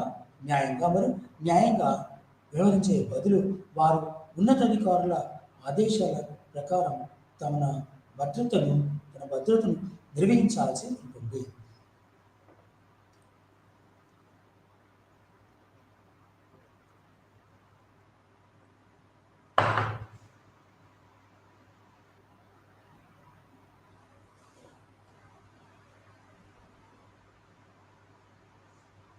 ఎస్పీఐఓలు తమ ఉన్నతాధికారుల నుండి తగిన మద్దతును పొందలేకపోతున్నారు లేదా వారి పాత్ర నిర్వహణకు ఏఎస్పీఐఓలు మరియు ఇతర ఉద్యోగుల నుండి అవసరమైన సహాయాన్ని పొందలేకపోతున్నారు. వారికి తరచుగా ఫోటోకాపియర్, ఫ్యాక్స్ మెషిన్, ప్రత్యేక కార్యాలయం, సెక్రటరియల్ సహాయం, కంప్యూటర్లు, ఇంటర్నెట్ వంటి సౌకర్యాలు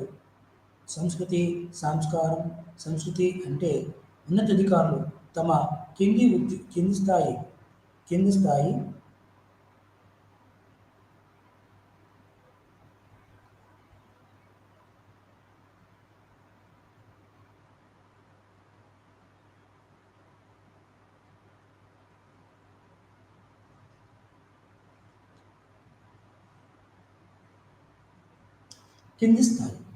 అయితే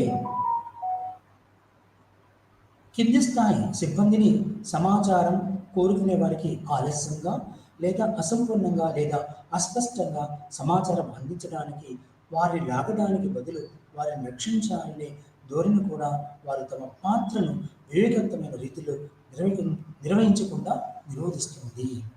అంటే జిల్లా యంత్రాంగంలోని వివిధ విభాగాలకు చెందిన మొదటి అప్పీలేట్ అధికారులు తమ అధికారిక విధుల భారంగా భావిస్తున్నారు. ఎందుకంటే వారు ఎస్పీఐఓల నియామకానికి వ్యతిరేకంగా సమాచారం కోరేవారు అప్పీలు చేసిన మొదటి అప్పీళ్లకు తమ మనస్సును అన్వయించడానికి వారికి తక్కువ సమయం మాత్రమే మిగిలి ఉంటుంది. ఇక్కడ సమయం అత్యంత ముఖ్యమైనది. ఎలాంటి సమాచారం ఇవ్వాలంటే అలాంటి సమస్యలకి పరిష్కార మార్గం చూపించేది ఈ యొక్క ఉద్యోగ సంఘాలు, ఉద్యోగులు, జాతీయ స్థాయి మరియు రాష్ట్ర స్థాయిలో ఉండే హైకోర్టు జడ్జిలు, హైకోర్టు న్యాయమూర్తులు కూడా దీన్ని పరిష్కార మార్గాన్ని కనుగొనడానికి ప్రయత్నం చేస్తారు.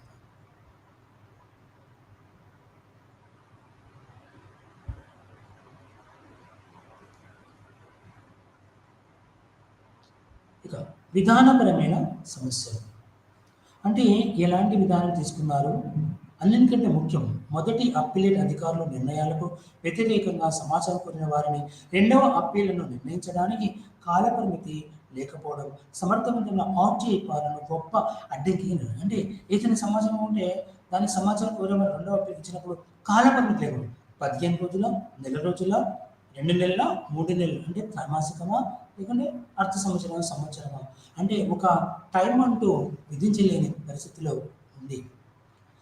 అంటే ఆర్టీఐ పనులు గొప్ప అడ్డించారు. వారి విభిన్నమైన మరియు విరుద్ధమైన తీర్పులు గందరగోళాన్ని సృష్టిస్తుంది. ఏం సృష్టిస్తుంది? వివిధమైన తీర్పులు వారిచ్చే తీర్పులు కానీ వారిచ్చే గందరగోళాన్ని సృష్టిస్తుంది. ఇవి ఎస్పీఐఓలు మరియు సమాచారం కోరే వారి పాత్రను ప్రతికూలంగా ప్రభావితం చేస్తాయి. రుసుము జమ చేయడం.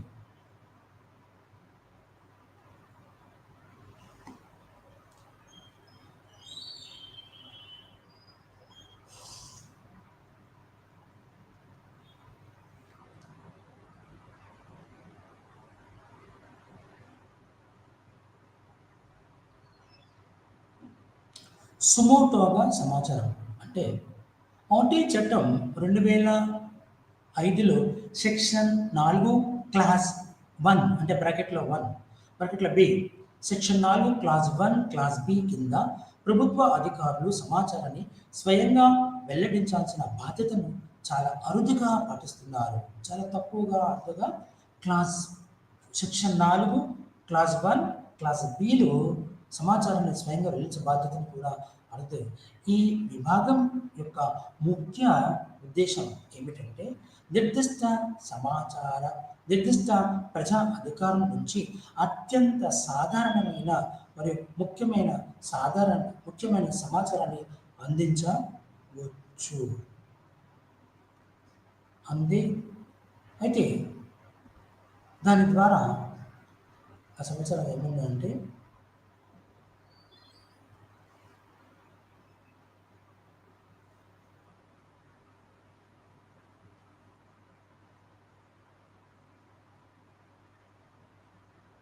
అయితే రుసుము జమ చేయడంలో గందరగోళం నివారించడానికి ప్రతి పబ్లిక్ అథారిటీలో దరఖాస్తు రుసుమును జమ చేయడానికి రసీద్ హెడ్ ప్యాడ్ ఉండాలి. కొన్ని రాష్ట్రాల్లో సూచించిన బ్యాంక్ డ్రాఫ్ట్లకు బదులుగా పోస్టల్ ఆర్డర్లు, చెక్కులు, నాన్ జ్యుడిషియల్ స్టాంపులు మరియు బ్యాంకర్ యొక్క డెబిట్ మరియు క్రెడిట్ కార్డుల ద్వారా చెల్లింపులకు అనుమతిస్తున్నారు. అంటే ఎప్పుడైతే నేను అప్లై చేస్తాను పోస్టల్ 10 రూపాయల పోస్టల్ ఆర్డర్ తీసుకొచ్చి ఆ సమాచారం కావాలని ఎస్ అన్నాను. అది చక్కగా పనిచేస్తుంది.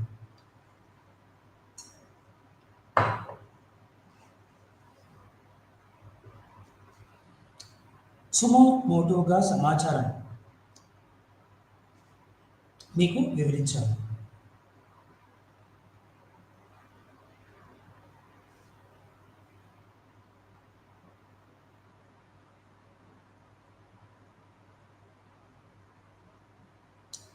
ఇక్కడ రైల్వే కోచ్ సిండ్రోమ్ పైకి ఆర్టీఐ చట్టం అవగాహన కూడా రైల్వే కోచ్ సిండ్రోమ్తో బాధపడుతుంది. దీని ప్రకారం తిక్కేసిన రైల్వే కోచ్ ప్రయాణికులు కొత్త ప్రయాణికులను దానిలో ఎక్కించుకోవడానికి ఇష్టపడరు. మరియు ఒకసారి కొత్త ప్రయాణికుడు ఎక్కిన తర్వాత అతను లేదా ఆమె కూడా అదే ప్రవర్తనను పాటిస్తారు. అవివేకంగా శిక్షణ పొంది ఆర్టీఐ చట్టంపై అవగాహన ఉన్న అధికారి దానిని ఇతరులకు వ్యాప్తి చేయడానికి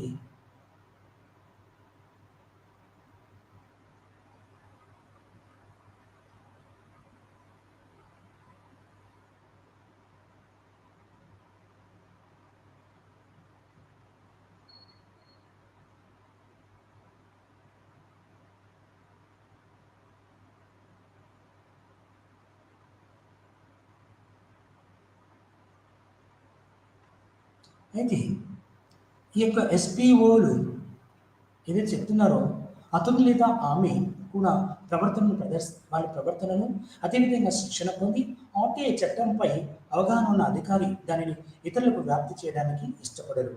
ఎస్పీఓ యొక్క సహకార్యేతర నిస్సహాయ వైఖరి. ఆర్టీఐ చట్టం సెక్షన్ 7 క్లాస్ 9 ప్రకారం పబ్లిక్ అథారిటీ యొక్క వనరులను అసమానంగా మళ్లించినట్లయితే లేదా అది రికార్డుల భద్రతకు హానికరంగా పరిగణించబడితే తప్ప సాధారణంగా సమాచారాన్ని అభ్యర్థించిన రూపంలో అందించాలి. అభ్యర్థించిన రూపంలో కాకుండా మరొక రూపంలో సమాచారాన్ని అందించడం ముఖ్యంగా జిరాక్స్ చేసిన కాపీలను అందించడానికి బదులుగా తనిఖీని అనుమతించడం వంటి వింత అలవాటు చాలా వరకు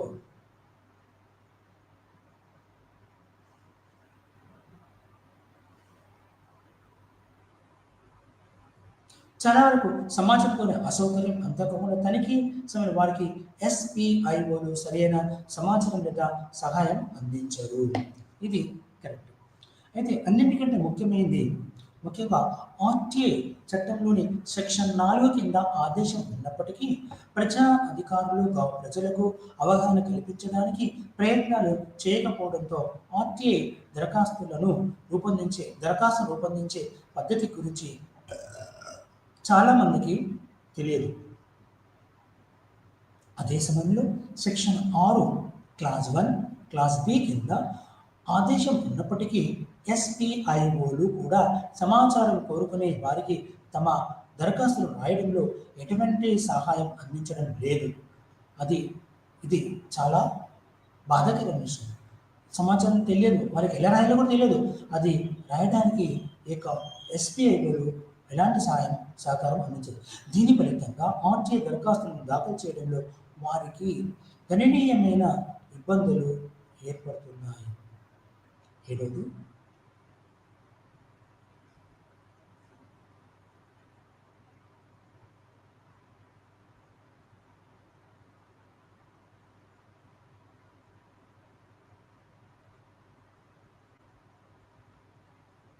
రికార్డు మరియు తిరిగి పొందే సమస్యలు.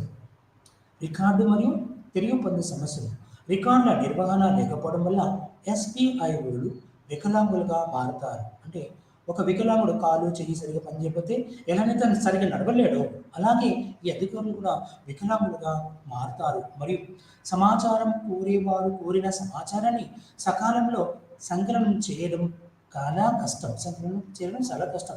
రికార్డులను సరిగ్గా నిర్వహించలేకపోతే ఆర్టీఐ చట్టం కింద వారి నుండి కోరిన అవసరమైన సమాచారాన్ని సేకరించడంలో ఎస్పీఐఓలు అనవసరమైన గందరగోళం మరియు ఉద్రిక్తను ఎదుర్కొంటారు. ఆపై ఉన్నత అధికారుల వద్ద పెండింగ్లో ఉన్న లేదా తప్పుగా వర్గీకరించబడిన మరియు సూచిక చేయబడిన ఫైళ్లకు సంబంధించిన కొన్ని ఆచరణాత్మక సమస్యలు కూడా ఉన్నాయి. గడువుకు వ్యతిరేకంగా పనిచేయాల్సిన ఎస్పీఐఓలు ఈ సమస్యలన్నీ ప్రధాన సమస్యగా మారతాయి. ఇవి సమాచారం కోరేవారి దృష్టిలో నిర్దిష్ట ప్రజా అధికారం యొక్క ప్రతిష్టతను కలంకం చేయవచ్చును.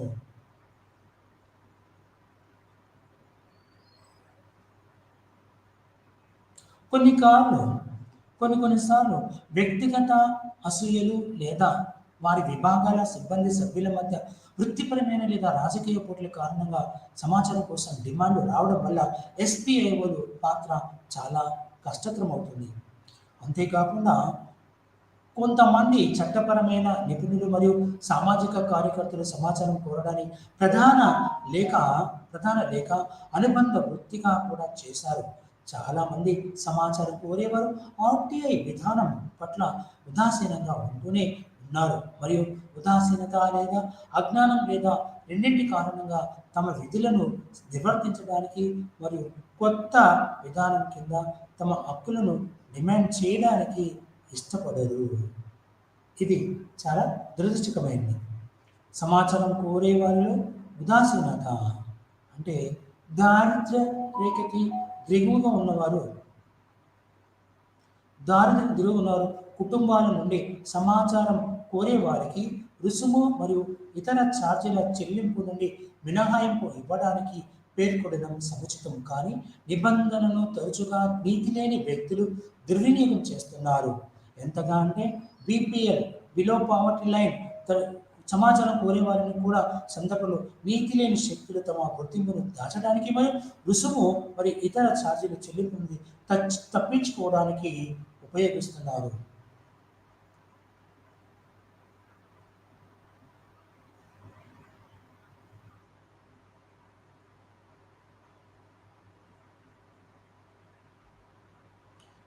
అతి ముఖ్యమైనది సమాచార హక్కు చట్టం యొక్క ప్రభావవంతమైన అమలు మార్గ రోడ్డు బ్లాక్లను తొలగించారు. రోడ్డు బ్లాక్ అవుతుంటాయి కదా, అంటే రాళ్ళు వేశారు లేకుంటే ఏదైనా తప్పుడుగా చేస్తారు. అలాగే దారిలో ఉన్న అడ్డంకులను తొలగించడం గురించి ఇప్పుడు మీకు వివరిస్తాను.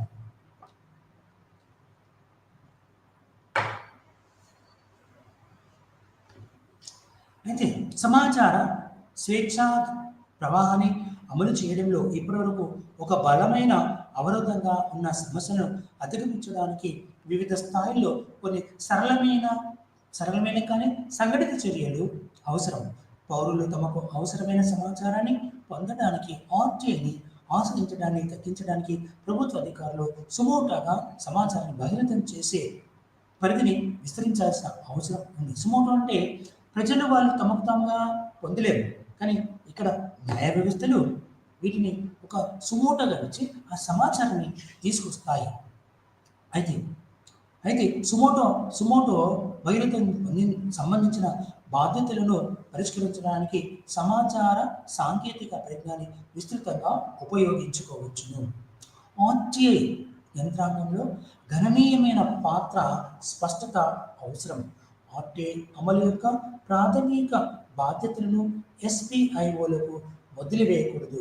ఈ సందర్భంలో పబ్లిక్ అథారిటీ మరియు ఫస్ట్ అపిలేట్ అథారిటీని కూడా జవాబుదారీగా చేయాలి. పబ్లిక్ అథారిటీలు చొరవ చూసుకోవడానికి రాష్ట్ర సమాచార పబ్లిక్ అథారిటీలు చొరవ తీసుకునేలాగా చూసుకోవడం రాష్ట్ర సమాచార కమిషన్కు అధికారం ఇవ్వాలి. ఫస్ట్ అపిలేట్ అథారిటీ పాత్ర కేవలం అప్పీళ్ల పరిష్కారానికి పరిమితం కాకుండా ఎస్పీఐఓకి స్నేహితుడుగా, తత్వవేత్త మరియు మార్గదర్శక కూడా వ్యవహరించాలి. అవసరమైన చోట ఎస్పీఐఓలుగా తమ పాత్ర దృష్టి పెట్టడానికి అదనపు భారం నుండి ఉపశమనం పొందాలి. రాష్ట్రంలోని వివిధ స్థాయిల్లో ఇతర రాష్ట్ర సేవల మాదిరిగానే ప్రత్యేక కేటర్ని ఏర్పాటు చేయవచ్చును మరియు దానిని పబ్లిక్ ఇన్ఫర్మేషన్ సర్వీసెస్ అని పిలుస్తారు. సమాచార కమిషనర్ల పాత్ర రెండవ అప్పీల్ నిర్మించడానికి మాత్రమే పరిమితం కాకుండా వారు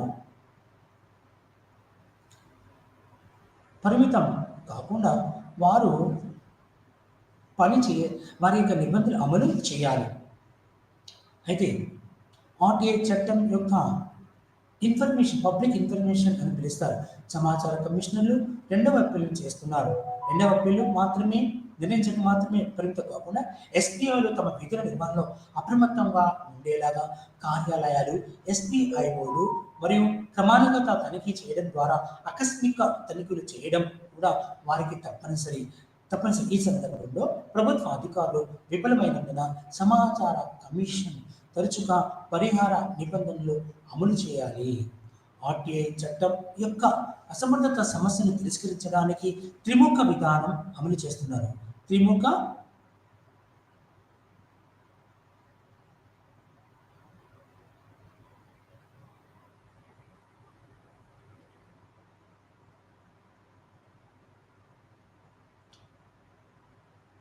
విధానం అమలు. మొదటిది ఫిర్యాదులు మరియు అప్పీళ్ల పరిష్కారానికి విపులమైన అవసరాలను మెరుగుపరచడం. రెండవది నిబంధనలను పాటించకపోతే ఖచ్చితంగా జరిమానాలు విధించడం. మూడవది కీలక సమస్యలను క్రమబద్ధంగా పరిష్కరించడం, ఒకదాని తర్వాత ఒకటి. అంటే చాలా సమస్యపూరితమైంది, వాటికి ప్రత్యేకమైన సమయం కేటాయించి చూపాల్సి వస్తుంది. 1917 రికార్డుల విధ్వంసం చట్టం కింద 1917 రికార్డుల విధ్వంసం చట్టం కింద రూపొందించిన నిబంధనలు త్వరితగతిగా సమీక్షించాలి. అంటే రికార్డుల నిర్వహణ 19 ఒక చట్టం ఉంది. ఆ చట్టాన్ని అనుసరించి రికార్డులను ఎవరైతే విధ్వంసం చేయకూడదు, అవి ఎలా ఉన్నాయో అన్నాను. ప్రభుత్వ కార్యాలయాలు వాటిని అప్పుడప్పుడు కాల్ చేస్తారు, వాటిని నిప్పు పెట్టేస్తారు. లేకపోతే ఏదో ఒక తుఫాన్లు వచ్చినాయో, వరదలు వచ్చిన ఆ యొక్క రికార్డులు పోయాయేమో వాటి యొక్క ఒక మాట రాసి త పక్క ద్వారా పంపించేస్తారు. అలా కాకుండా ప్రభుత్వ కార్యాలయాల రికార్డులను సులభంగా తిరిగి పొందేందుకు డిజిటలైజేషన్ చేయాలి. అంటే సమాచారాన్ని అంతా కంప్యూటర్‌లో ఎక్కించి వాటిని ఎప్పుడు కావాలంటే అప్పుడు చూసుకునేలాగా డిజిటల్ చేసి సూచిక చేయాలి. ఎప్పుడు ఒక నంబర్ ఇచ్చి ఒక ఆల్ఫాబెటికల్‌గా ఏబీసీలు గాని, తెలుగులో అయితే అ, ఆ, ఈ కాకాలు గాని ఇవ్వడం, డాక్యుమెంట్ జాబితాల జాప్యాలు లేదా జాడ తెలియకపోవడానికి స్పష్టమైన జాబితాలను నిర్ణయించాలి. కేంద్ర సమాచార కమిషన్ మరియు రాష్ట్ర సమాచార కమిషన్లు సంతృప్తికరమైన సమ్మతిని పొందడానికి ఆర్టీఐ చట్టంలోని సెక్షన్ 25 కింద వారికి ఇవ్వబడిన పర్యవేక్షణ మరియు నివేదిక అధికారాలను ఉపయోగించాలి. సమాచార కమిషన్ తగినంత సిబ్బందితో ప్రత్యేక ఏర్పాటు కూడా అవ్వాలి. ప్రత్యేక ఏర్పాటు కూడా ఇవ్వాలి.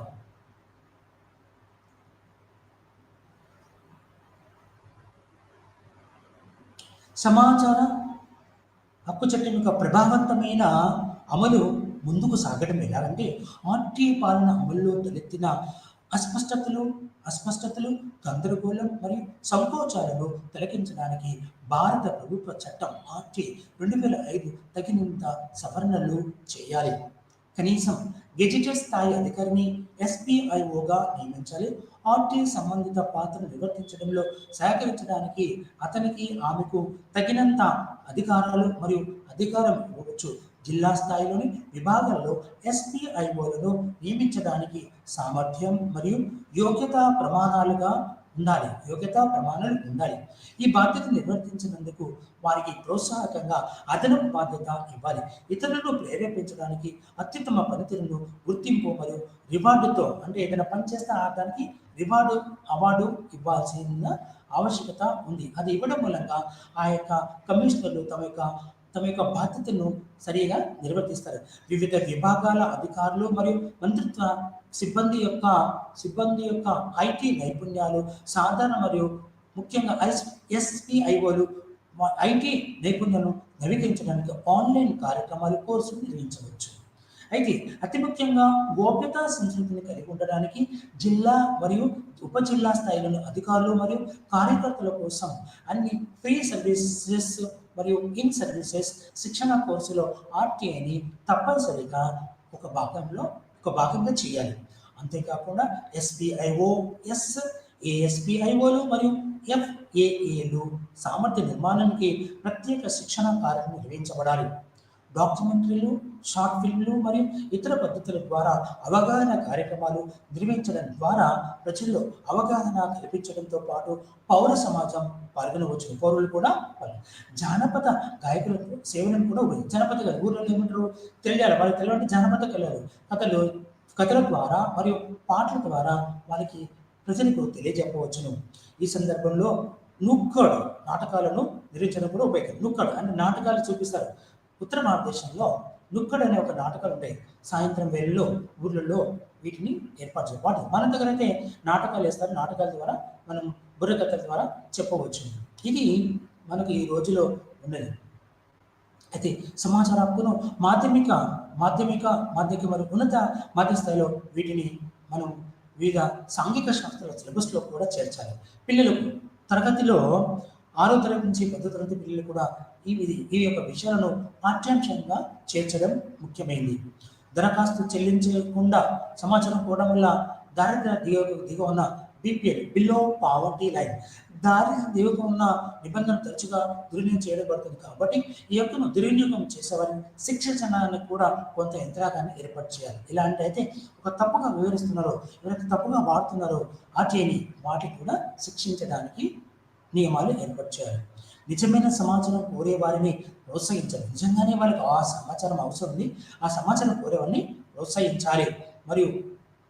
మరియు ఇది బ్లాక్ మెంబర్లను గుర్తించిన కాకుండా అధికారులను లేదా సహోద్యోగులను వేధించినందుకు ఐపీసీ వివిధ సెక్షన్ల కింద కూడా సహోద్యోగులు అధికారులను వేధించబడినట్లు వాళ్ళకు కూడా ఆర్టీఐ చట్టం దుర్వినియోగాన్ని నివారించడానికి చాలా అవసరం. అయితే ఈ సూచన అత్యంత జాగ్రత్తగా, అంటే మనకు ఉద్యోగం చేస్తున్న అక్కడ కనబడుతుంది, అంటే బ్లాక్ మెయిల్ చేస్తుంటాము, తర్వాత వాళ్ళను అధికారులను, సహోద్యోగులను కించపరుస్తుంటాము. వాళ్ళని ఏదో రకంగా అవి కూడా ఈ యొక్క ఆర్‌టిఐ ద్వారా సమాచారాన్ని సేకరించవచ్చు. ఇక ముగింపు. ఏది ఏమైనప్పటికిని తగినంత సమాచారం లేకుండా భారతదేశ ప్రాతినిధ్య ప్రజాస్వామ్యం దెబ్బతినే అవకాశం ఉంది. పారదర్శకమైన మరియు సరియైన సరైన ప్రజాస్వామ్య అభివృద్ధి ప్రక్రియలో అర్థవంతంగా పాల్గొనడానికి, పౌరులను సన్నిహితం చేయడానికి ఉపయోగించే 2 ఉపయోగకరమైన సాధనాలు సమాచారం. ఈ నిస్సందేహంగా ఆర్‌టిఐ చట్టం ద్వారా బలోపేతం చేయబడింది. అయితే అస్పష్టతను స్పష్టించిన మరియు సమాచార స్వేచ్ఛ ప్రవాహంపై ప్రతికూల ప్రభావం చూపిన ఆ నిబంధనలో కొన్ని దిద్దుబాటు మార్పులను ప్రవేశించడం చాలా అవసరం. దీని ద్వారా ప్రజాస్వామ్యం పునాదిని పటిష్టం చేయడానికి ఆర్‌టిఐ వ్యవస్థను బలోపేతం చేయాలి. ప్రస్తుత రాజకీయ వ్యవస్థ దీనికి బలంగా కట్టుబడి ఉండటం మరియు ఆర్‌టిఐ వ్యవస్థను దెబ్బతీసేందుకు ప్రయత్నిస్తున్న వారిని ప్రజలు క్షమించే మానసిక స్థితిలో లేకపోవడం ప్రోత్సాహకరంగా ఉంది. అయితే ఇవన్నీ చెప్పడం మూలంగా ఆర్‌టిఐ వ్యవస్థ బలోపేతం చేయడం ద్వారా జిల్లా పరిపాలన మరింత జవాబుదారీగా ప్రతిస్పందించే బాధ్యతాయుతంగా, సున్నితంగా మరియు ప్రజలకు అనుకూలంగా మారాల్సిన అవసరం ఉందని తేల్చవచ్చును. ఖచ్చితంగా కొంతవరకు పారదర్శకతను ప్రవేశపెట్టగలిగింది. అయినప్పటికీ చట్టంలోని కొన్ని నిబంధనలు, ఉప నిబంధనలు అస్పష్టతను, గందరగోళం తొలగించడం ద్వారా, లొసుగులు పూడ్చడం ద్వారా మరియు ఆర్‌టిఐను బలోపేతం చేయడం ద్వారా మరియు క్రమబద్ధీకరించడం అన్ని వాటాదారుల భారత ప్రభుత్వం, రాష్ట్ర ప్రభుత్వాలు మరియు జిల్లా పరిధిలోనే ఉందని ఇంతటితో ఈ యొక్క ఉపన్యాసం ముగిస్తున్నాను. నమస్కారం.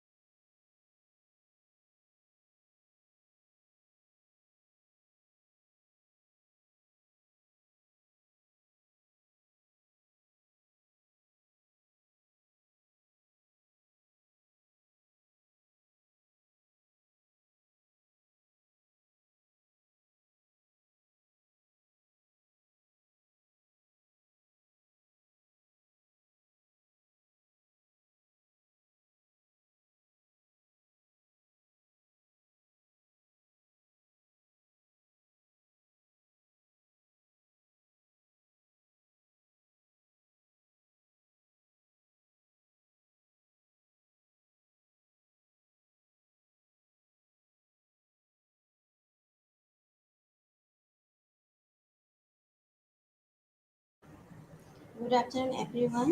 Today's topic of discussion is Unit 10 College and University Education, অর্থাৎ মহাবিদ্যালয় আৰু বিশ্ববিদ্যালয় শিক্ষা ব্যৱস্থা। মহাবিদ্যালয় আৰু বিশ্ববিদ্যালয় যেতিয়া আমি স্বাধীনতাৰ পিছৰ পৰাই গোটেইখিনি কেনেকুৱা তাত কলেজৰ ব্যৱস্থা বা স্বাধীনতাৰ সময়ৰ পূৰ্বে বা প্ৰায় তেতিয়াৰ সময়ে কিমানকেইখন কলেজে বৃদ্ধি পাইছে তাৰ হাৰ বা ইতিহাসৰ পৰা যদি আমি চাওঁ তে কেনেকৈ ডেভেলপমেণ্ট বা কিমানখিনি তাৰ আশে পাশে যিমানখিনি ডেভেলপমেণ্ট হৈছে সেইখিনিৰ বিষয়ে আমি আলোচনা কৰিম। তো যেতিয়া স্বাধীনতাৰ পিছৰ পৰাই যেতিয়া ভাৰতত কলেজৰ আৰু বিশ্ববিদ্যালয়ৰ আমি যেতিয়া সংখ্যাৰ এটা প্ৰচণ্ড বৃদ্ধি হোৱা দেখা গৈছে, তাৰ লগতে স্বাধীনতাৰ সময়ত যেতিয়া 20খন বিশ্ববিদ্যালয় আৰু তাৰ লগত কলেজ আছিলে, সেই সংখ্যা 2020 চনত প্ৰায় 1000খন বিশ্ববিদ্যালয় আৰু 45,000 কলেজলৈ বৃদ্ধি পাইছে। এতিয়া ভাৰতৰ শিক্ষাৰ ইতিহাস সেই সময়ৰ পৰাই আৰম্ভ হয়, য'ত পাঠদান আৰু শিক্ষণৰ প্ৰক্ৰিয়াটো গুৰুকুলৰ আৰু পিছলৈ আশে পাশে ঘূৰি থাকে, আৰু তাৰ লগত মাদ্ৰাজ আৱাসিক প্ৰাকৃতি, আৰু তাৰ লগত য'ত ছাত্ৰ ছাত্ৰীক ধৰ্ম, দৰ্শন আৰু অন্যান্য বিষয়ৰ বিভিন্ন ক্ষেত্ৰতো শিক্ষা দিয়া হোৱা দেখা যায়। ঠিক তেনেকৈ আমি দেখা পাওঁ যে ইংৰাজসকলৰ যেতিয়া ব্ৰিটিছাৰসকল আহিছিলে, তেতিয়া ভাৰতলৈ অহাৰ পিছতে উচ্চ শিক্ষাৰ যিমানখিনি ডিজাইন সলনি হ'ল, ব্ৰিটিছ ভাষাৰ সাহিত্য, ইতিহাস আৰু তাৰ লগত দৰ্শনৰ ওপৰত গুৰুত্ব পাইছে, তাৰ আৰোপ কৰা হ'ল বা উচ্চ শিক্ষাৰ আনুষ্ঠানিক ব্যৱস্থাৰ প্ৰতিষ্ঠা কৰিছিলে। ঠিক তেনেকৈ ব্ৰিটিছাৰসকলৰ যিমানখিনি মূল লক্ষ্য আছিলে, প্ৰশাসনিক সেৱা, সেনা, বাণিজ্যৰ বাবে ইংৰাজী ভাষা কোৱা শ্ৰমিক শ্ৰেণীৰ এটি সৰু গোট প্ৰস্তুত কৰা হয়। তাৰ লগতেই কেইখনমান কলেজ আৰু বিশ্ববিদ্যালয়ে কাম কৰিছিলে। লণ্ডন বিশ্ববিদ্যালয়ৰ পৰা অনুপ্ৰাণিত হৈছিলে।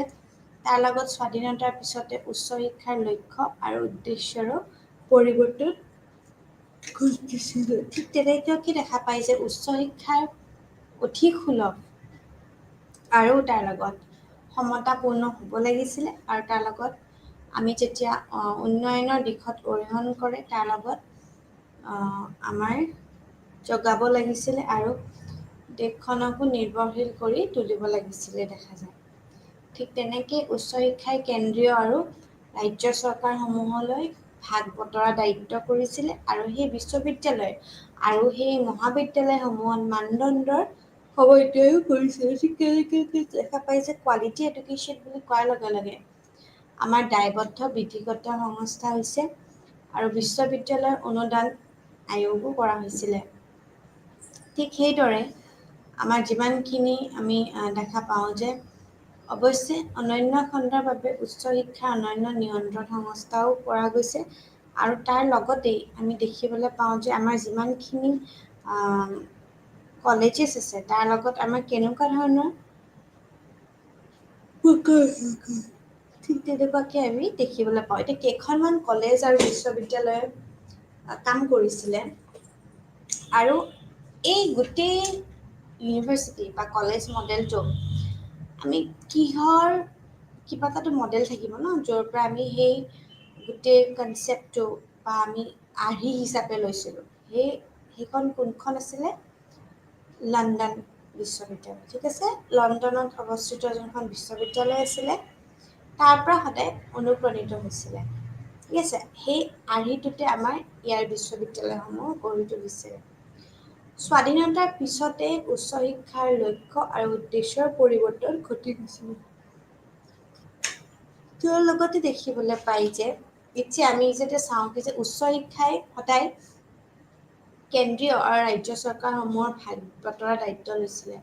মানে হায়াৰ এডুকেশ্যনে কি কৰিছিলে, আমাৰ চেণ্ট্ৰেল আৰু ষ্টেট গভৰ্ণমেণ্টৰ যিমানখিনি আমাৰ গভৰ্ণমেণ্ট আছে, সেইখিনি সদায় ভাগ বতৰা কৰা, মানে ধৰক এনেকুৱা কি যে পাৱাৰখিনি ডিষ্ট্ৰিবিউশ্যন অফ পাৱাৰ্ছ বা এনেকুৱা জাকো, ঠিক তেনেকুৱাকৈ বিশ্ববিদ্যালয় আৰু মহাবিদ্যালয়সমূহৰ মানদণ্ড সমন্বয় আৰু নিৰ্ণয়ৰ বাবে দায়বদ্ধ বিধিগত সংস্থাও কৰা গৈছে। ঠিক তেনেকৈ বিশ্ববিদ্যালয় অনুদান আয়োগ কৰি গৈছে UGC আমি দেখা পাওঁ যে অৱশ্যে অনন্য খণ্ডৰ বাবে উচ্চ শিক্ষাৰো নিয়ন্ত্ৰণ আছে। ঠিক তেনেকৈ কলেজেছ এণ্ড এডুকেশ্যন অৰ্থাৎ টাইপ ইন নেচাৰ, অৰ্থাৎ কলেজ বুলি ক'লে আমি কি কওঁ কি যে আমাৰ মানে কলেজ যেতিয়া আমি মহাবিদ্যালয় আৰু বিশ্ববিদ্যালয়ৰ প্ৰকাৰ আৰু প্ৰকৃতি কেনেকুৱা। এতিয়া আমি যদি কওঁ বিশ্ববিদ্যালয় মানেনো কি, ঠিক আছে, বহুতে বিশ্ববিদ্যালয় বুলি ক'লে ইউনিভাৰ্চিটি বুলি ক'লেও বুজি নাপায়, আচলতে ভাবে কেনেকুৱা ধৰণৰ পাঠদান হয় বা কি। এতিয়া বিশ্ববিদ্যালয় শব্দটোক আমি উইকিপিডিয়াই যদি চাওঁ তেতিয়া উচ্চ বা তৃতীয় পৰ্যায়ৰ মানে, ঠিক আছে, তৃতীয় পৰ্যায় হায়াৰ লেভেল, তৃতীয় পৰ্যায় শিক্ষা আৰু গৱেষণাৰ প্ৰতিষ্ঠান হিচাপে চোৱা যায়। তাতেতো বহুতে ৰিচাৰ্চ কৰে, যেনেকৈ PhD কৰে, MPhil কৰে, হয়নে নহয়। ঠিক তেনেকুৱাই সেই গৱেষণাৰ যিমানখিনি আমাৰ প্ৰতিষ্ঠান আছে, সেই তেনেকুৱা কিছুমান ৰিচাৰ্চ ইনষ্টিটিউট আছে য'ত আমি সেই সংজ্ঞাগিতভাৱে আমি বিভিন্ন শৈক্ষিক শাখাত আমি সেই যিমানখিনি আমাৰ দায়িত্ব থাকে সেইখিনি আমি কি কৰিব পাৰোঁ, একাডেমিক ডিগ্ৰী প্ৰদান কৰোঁ। একাডেমিক ডিগ্ৰী মানে এতিয়া আমাৰ ল' ডিগ্ৰী হ'ব পাৰে বা আমাৰ BTech হ'ব পাৰে, ইঞ্জিনিয়াৰিং হ'ব পাৰে, গ্ৰেজুৱেশ্যন হ'ব পাৰে, মাষ্টাৰ্ছ হ'ব পাৰে, বিভিন্ন ধৰণৰ হ'ব পাৰে। ঠিক তেনেকুৱাকৈ বিশ্ববিদ্যালয়সমূহতো আমাৰ সেই সাধাৰণভাৱে স্নাতক শিক্ষা আৰু স্নাতকোত্তৰ শিক্ষাৰ লগত আমাৰ কিছুমান নিৰ্দিষ্ট সেই ক্ষেত্ৰতে আমাৰ স্নাতকোত্তৰ ডিগ্ৰীও প্ৰদান কৰা গৈছে। ঠিক সেইটোৱে যে ওপৰৰ সংজ্ঞাটোৰ বাহিৰেও ডিগ্ৰী আমি কি কৰিব পাৰোঁ, আগবঢ়াব পাৰোঁ। আৰু এই আগবঢ়াব পৰা হোৱাৰ লগে লগে আইনৰ বিধান যদি চাওঁ, আইনৰ বিধান অনুসৰি আমি এখন বিশ্ববিদ্যালয় আমি স্থাপন কৰিব লাগে, ঠিক আছে, য'ত আমাৰ আইনৰ বিধান চলে। আইনৰ বিধান মানে আমাৰ ল' ইউনিভাৰ্চিটি। এতিয়া ডিগ্ৰী বোলে কেন্দ্ৰীয় আইন, ঠিক আছে, কেন্দ্ৰীয় আইন বা আমি প্ৰদেশিক আইন বা ৰাজ্যিক আইনৰ দ্বাৰা বা তাৰ অধীনত আমি স্থাপন কৰা বা অন্তৰ্ভুক্ত কৰা বিশ্ববিদ্যালয়কো বুজায়। আৰু এনে কোনো প্ৰতিষ্ঠান অন্তৰ্ভুক্ত কৰা হয় য'ত এনে কোনো প্ৰতিষ্ঠান অন্তৰ্ভুক্ত আমি দেখা পাওঁ কৰা, য'ত সংশ্লিষ্ট বিশ্ববিদ্যালয়ৰ সৈতে আলোচনাও কৰা দেখা যায়। ঠিক তেনেকুৱাকৈ বিশ্ববিদ্যালয়ৰ অনুদান আয়োগ আমি যদি দেখিবলৈ পাওঁ, তেতিয়া আমি চাওঁ যে আমাৰ আলোচনা বা আমাৰ যিমানখিনি তাৰ লগত আমাৰ বিশ্ববিদ্যালয়ৰ অনুদান আয়োগ থাকে, সেইখিনিৰ লগতে আমি কি কৰিব পাৰোঁ, আলোচনা কৰিবও পৰা যায় বা আমি কৰিব পৰা দেখা পায় যে UGC আইন, ঠিক আছে, তাৰ অধীনত এই সম্পৰ্ক কৰাও নিয়ম অনুসৰি। ঠিক সেইদৰে বিশ্ববিদ্যালয়ৰ কিছুমান প্ৰকাৰ আছে। এতিয়া কেনেকুৱা ধৰণৰ বিশ্ববিদ্যালয়ৰ প্ৰকাৰ আছে আমি এতিয়া এইটো চাম। এতিয়া বিভিন্ন ধৰণৰ বিশ্ববিদ্যালয় আছে, যেনেকে কেন্দ্ৰীয় বিশ্ববিদ্যালয় অৰ্থাৎ চেন্ট্ৰেল ইউনিভাৰ্চিটিজ, ৰাজ্যিক বিশ্ববিদ্যালয় অৰ্থাৎ ষ্টেট ইউনিভাৰ্চিটিজ, ব্যক্তিগত বিশ্ববিদ্যালয় অৰ্থাৎ প্ৰাইভেট ইউনিভাৰ্চিটিজ, হ'বলগীয়া বিশ্ববিদ্যালয় আৰু বিশ্ববিদ্যালয় পৰ্যায়ৰ অনুষ্ঠান বুলিও গণ্য কৰা হয়। এতিয়া প্ৰথমতে আমি চাম কেন্দ্ৰীয় বিশ্ববিদ্যালয় অৰ্থাৎ চেন্ট্ৰেল ইউনিভাৰ্চিটিজ। কেন্দ্ৰীয় বিশ্ববিদ্যালয় বা কেন্দ্ৰীয় বিশ্ববিদ্যালয়সমূহৰ সংসদৰ আইন অনুসৰি প্ৰতিষ্ঠা কৰা হয়। সংসদৰ আমাৰ কনষ্টিটিউশ্যনৰ বা আমাৰ আৰ্টিকেলৰ লৰ মতে সেইখন ইউনিভাৰ্চিটি এষ্টাব্লিছমেণ্ট হয়। আৰু কেন্দ্ৰীয় মানৱ সম্পদ অৰ্থাৎ ইউনিভাৰ্চিটি গ্ৰেণ্টছ কমিশ্যন অৰ্থাৎ কেন্দ্ৰীয় চেন্ট্ৰেল হিউমেন ৰিচোৰ্চ উন্নয়নৰ মানে MHRD, ministry of human resource and development, সেই মিনিষ্ট্ৰীখন মন্ত্ৰালয়খন উচ্চ শিক্ষা বিভাগৰ অধীনত থাকে। টোটেলি MHRD সেইখন চোৱা চিতা কৰে। এতিয়া আমাৰ ইয়াতে কিমানখন চেন্ট্ৰেল ইউনিভাৰ্চিটি আছে, 2017 চনৰ ডিচেম্বৰৰ UNCA মতে, এইটো এটা আমাৰ যেনেকৈ আমাৰ চেঞ্চাছ কাউণ্ট হয় সেইমতে 46খন কেন্দ্ৰীয় বিশ্ববিদ্যালয়বিলাক আমাৰ আছে বুলি কোৱা গৈছে। এতিয়া মই এটা কথা সুধিব বিচাৰোঁ, আমাৰ অসমত কেইখন কেন্দ্ৰীয় বিশ্ববিদ্যালয় আছে? কোনোবাই ক'ব পাৰিব? কোনোবাই ক'ব পাৰিবনে আমাৰ অসমত কেইখন কেন্দ্ৰীয় বিশ্ববিদ্যালয় আছে? আৰু এইটো এটা খুব জানিবলগীয়া এডুকেশ্যনৰ ষ্টুডেণ্ট হিচাপে বহুত বেছি ইম্পৰ্টেণ্ট। ঠিক আছে? আমাৰ অসমত, মই অকল অসম কৈছোঁ দেই, নৰ্থ ইষ্টটো কোৱা নাই। আমাৰ কেইখন কেন্দ্ৰীয় বিশ্ববিদ্যালয় আছে? কোনোবাই ক'ব পাৰিবনে? ইয়াততো ক'ব পৰা নাযাব, এটলিষ্ট কমেণ্ট ছেকশ্যনত যদি দিয়ে সুবিধা হ'ব। কেন্দ্ৰীয় বিশ্ববিদ্যালয় কেইখন আছে?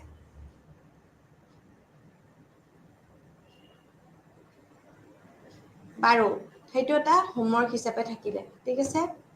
চবে এই ক্লাছটো যোনে যোনে আছে ৰেকৰ্ডিং, মানে শুনি লাইভত আছে বা পিছতকেও নিব, এইটো চবেই যাতে চাই গুগলত কি যে এই কিমানকেইখন কেন্দ্ৰীয় বিশ্ববিদ্যালয় আছে। ঠিক আছে?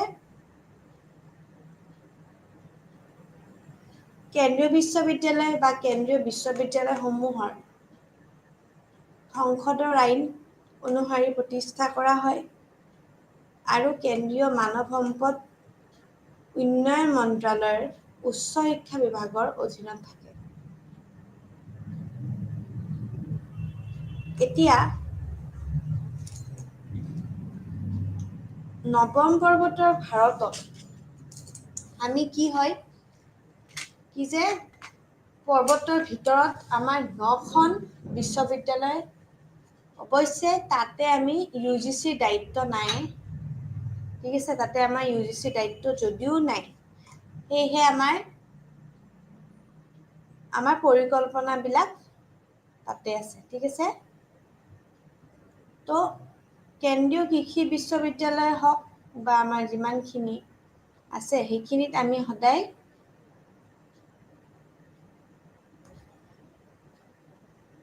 চাম। অ'কে? তো এতিয়া আমি চাওঁ যে আমাৰ কেইখন কেন্দ্ৰীয় কৃষি বিশ্ববিদ্যালয় আছে। ঠিক আছে? সেইখন ইম্ফলত আছে, মণিপুৰ। কৃষি বিশ্ববিদ্যালয় মানে আমি কি কওঁ যে আমাৰ এগ্ৰিকালচাৰ যোনখন আছে ৰিলেটেড, অ'কে, সেই এগ্ৰিকালচাৰখন আছে।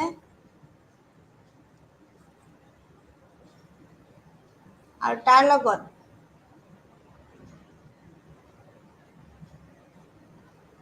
আমি কওঁ যে আমাৰ যিমানখিনি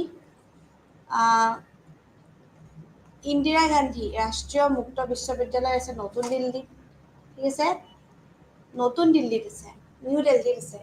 আৰু এবাৰ যদি ইগনৌ, আমি যিহেতু ইগনৌ ক্লাছ ইগনৌৰ হয়, এইটো আমি কি কৰিব লাগে, কোনোবাই যদি ভ্ৰমণত গৈছে কিবা বা এডুকেশ্যনেল টুৰত গৈছে দিল্লী, তেনেহ'লে এই ইগনৌ তাৰ হেড অফিচটো চোৱাটো খুবেই প্ৰয়োজন হয়। কিবা কৰ্চেছ আছে, কি হয় আমাৰ ফাৰ্ষ্ট হেণ্ড ইনফৰমেশ্যনটো বহুত ইম্পৰ্টেণ্ট হয়। আমি যদি নিউ দিল্লীত আমি চাওঁ যে আমাৰ কিমানকেইখন আছে, মানে আমাৰ কেনেকুৱা ধৰণৰ ইউনিভাৰ্চিটি হয় ইগনৌ, তেতিয়া আমি তাত যায়ো আমি কি কৰিব পাৰোঁ, চাব পাৰোঁ। ঠিক আছে? সেইকাৰণে কৈছোঁ যে ইগনৌ আছে তাতে আমাৰ নতুন দিল্লীত। অ'কে? দেন আমাৰ কি আছে, ভাৰতীয় সামুদ্ৰিক বিশ্ববিদ্যালয় আছে চেন্নাই। ঠিক আছে? দেন নালন্দা বিশ্ববিদ্যালয় আছে, ৰাজগীৰ আছে আমাৰ।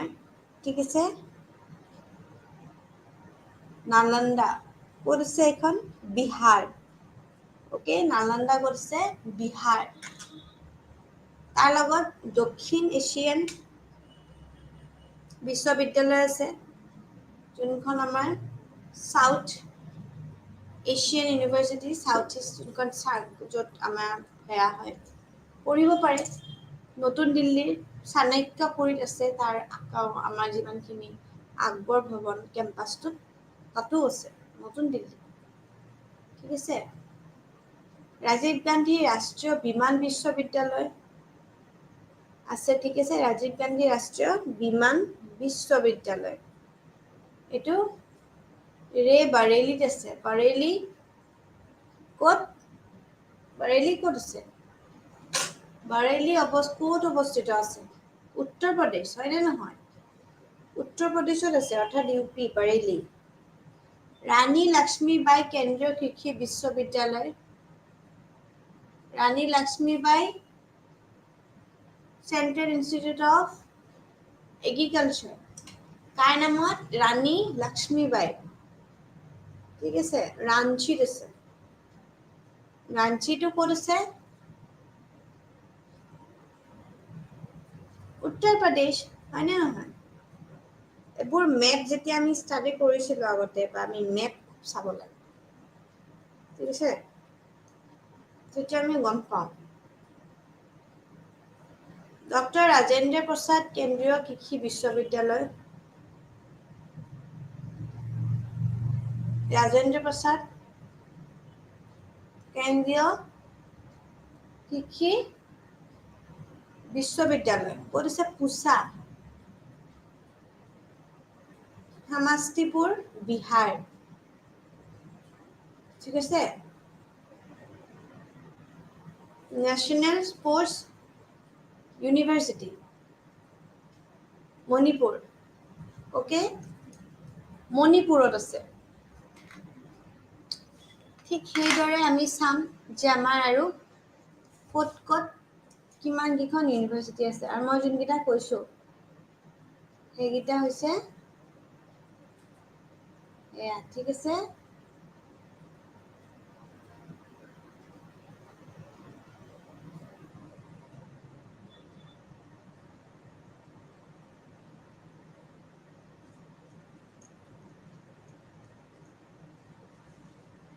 আমি নেশ্যনেল স্পৰ্টছ ইউনিভাৰ্চিটি ঠিক আছে কোটাক মণিপুৰ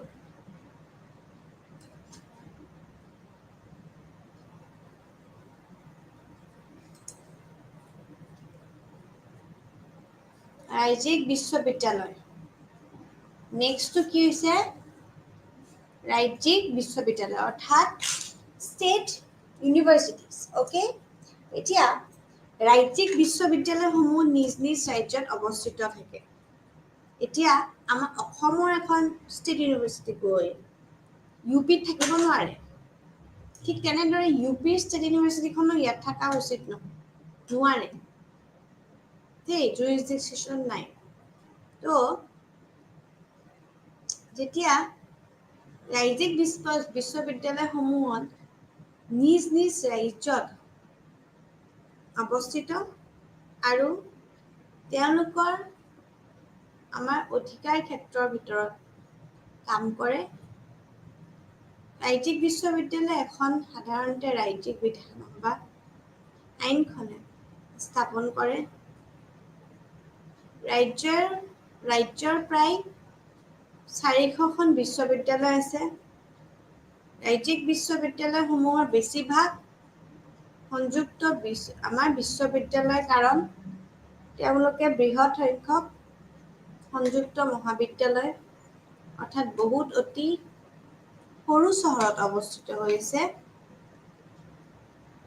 যিয়ে সাধাৰণতে স্নাতক পাঠ্যক্ৰমৰ পৰীক্ষাৰ প্ৰদান কৰে কিন্তু স্নাতকোত্তৰ পাঠ্যক্ৰমেও প্ৰদান কৰিব পাৰে আনকি অধিক প্ৰতিষ্ঠিত কলেজসমূহেও আনকি PhDৰ সুবিধাও দিব পাৰে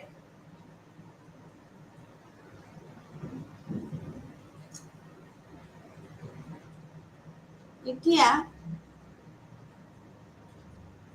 আমি কি কৰিব পাৰো ইউনিভাৰ্চিটিবোৰত আমি যোনবোৰ এফিলিয়েটিং ইউনিভাৰ্চিটি আছে সেইবিলাকৰ আমি অনুমোদনৰ সৈতে কিছুমান শাখাত আমি কাৰ্যসূচী চলাব পাৰো বুলি কৈছে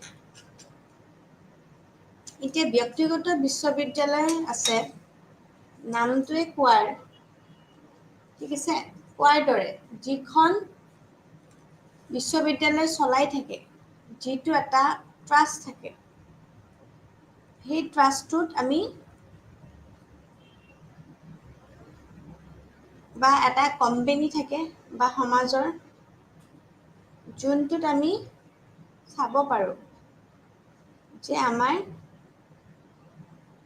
কিমানখিনি আছে, ঠিক আছে। তো সেই হিচাপে আমি গম পাওঁ যে আমাৰ কিমানখিনি আমি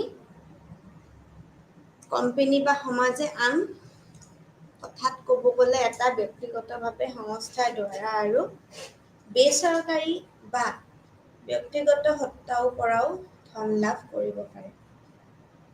সেইবোৰকে ব্যক্তিগত বিশ্ববিদ্যালয় বোলা হয়, ঠিক আছে।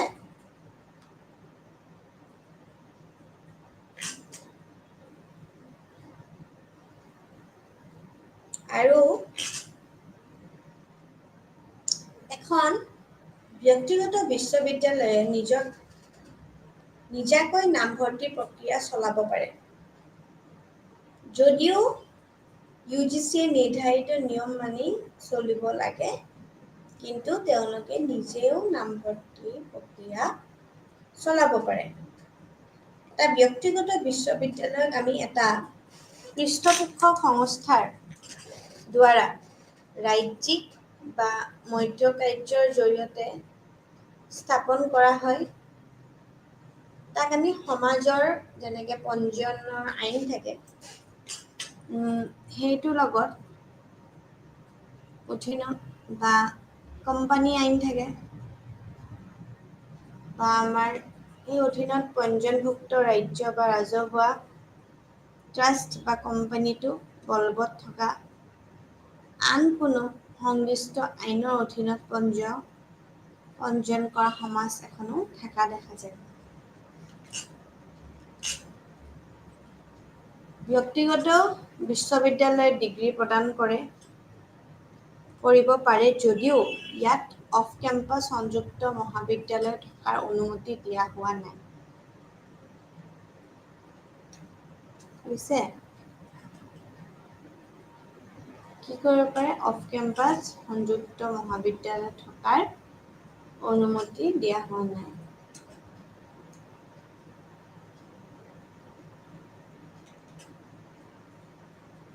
ব্যক্তিগত বিশ্ববিদ্যালয়সমূহত পাঠ্যক্ৰম, পৰীক্ষা পদ্ধতি, লেব আদি বিষয়ত UGC নিৰ্দেশন পূৰণ কৰিব পাৰিব লাগিব। তেওঁলোকৰ কাৰ্যকলাপত সম্পূৰ্ণ স্বাধীনতা নাই। প্ৰায় 300খন ব্যক্তিগত বিশ্ববিদ্যালয় আছে, ঠিক আছে, 300খন আছে।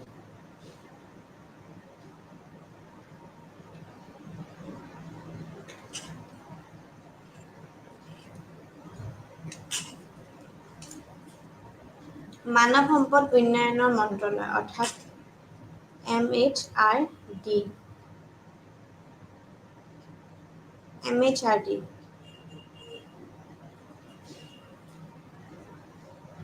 MHRDৰ মতে আমাৰ বিশ্ববিদ্যালয়সমূহৰ বাহিৰেও অন্যান্য উচ্চ শিক্ষাৰ প্ৰতিষ্ঠান অধ্যয়ন ক্ষেত্ৰত অতি উচ্চ মানদণ্ডৰ কাম কৰা যায়। কেন্দ্ৰীয় চৰকাৰেও সেই বিশ্ববিদ্যালয়ৰ অনুদান আয়োগৰ পৰামৰ্শৰ ওপৰতে ঘোষণা কৰিব পাৰে বুলি কয়। ঠিক তেনেকে যিটো প্ৰতিষ্ঠান বিশ্ববিদ্যালয় কৰা বিভাজন থাকে, তাৰ লগতে যিবোৰ প্ৰতিষ্ঠান বিশ্ববিদ্যালয় বুলি ধৰা হয়, সেইবোৰে বিশ্ববিদ্যালয়ৰ শৈক্ষিক মৰ্যাদা আৰু বিশেষাধিকাৰ লাভ কৰে। অৰ্থাৎ বিশ্ববিদ্যালয় বা এখন বুলি গণ্য কৰা হয় যিটোৱে উচ্চ কাৰ্যকলাপত প্ৰতিষ্ঠান বুজায় যিটোৱে বিশ্ববিদ্যালয়ৰ অনুদান আয়োগ আইন হিচাপে ধৰাৰ অধীনত কেন্দ্ৰীয় চৰকাৰে এনেদৰে ঘোষণা কৰিছে। প্ৰায় চোৱা যায় যে কিমানখন আমাৰ বিশ্ববিদ্যালয় আছে। ঠিক আছে।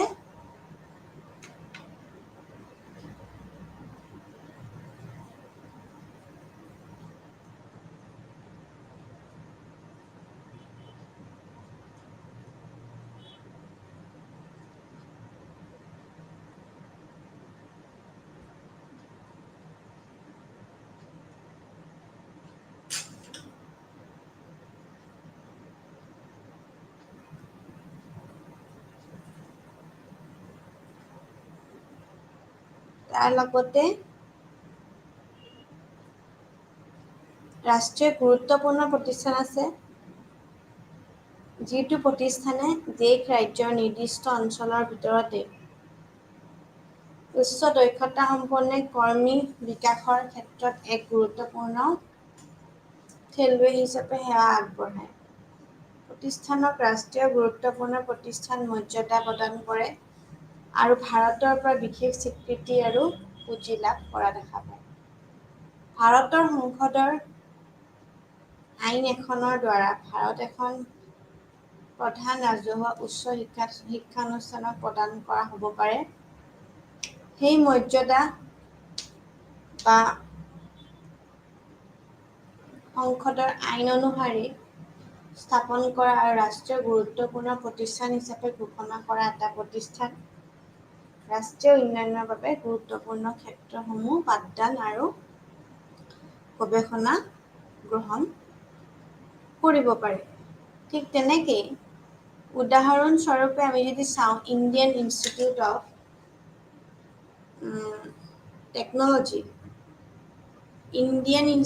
Of technology management national institute of management বা IIM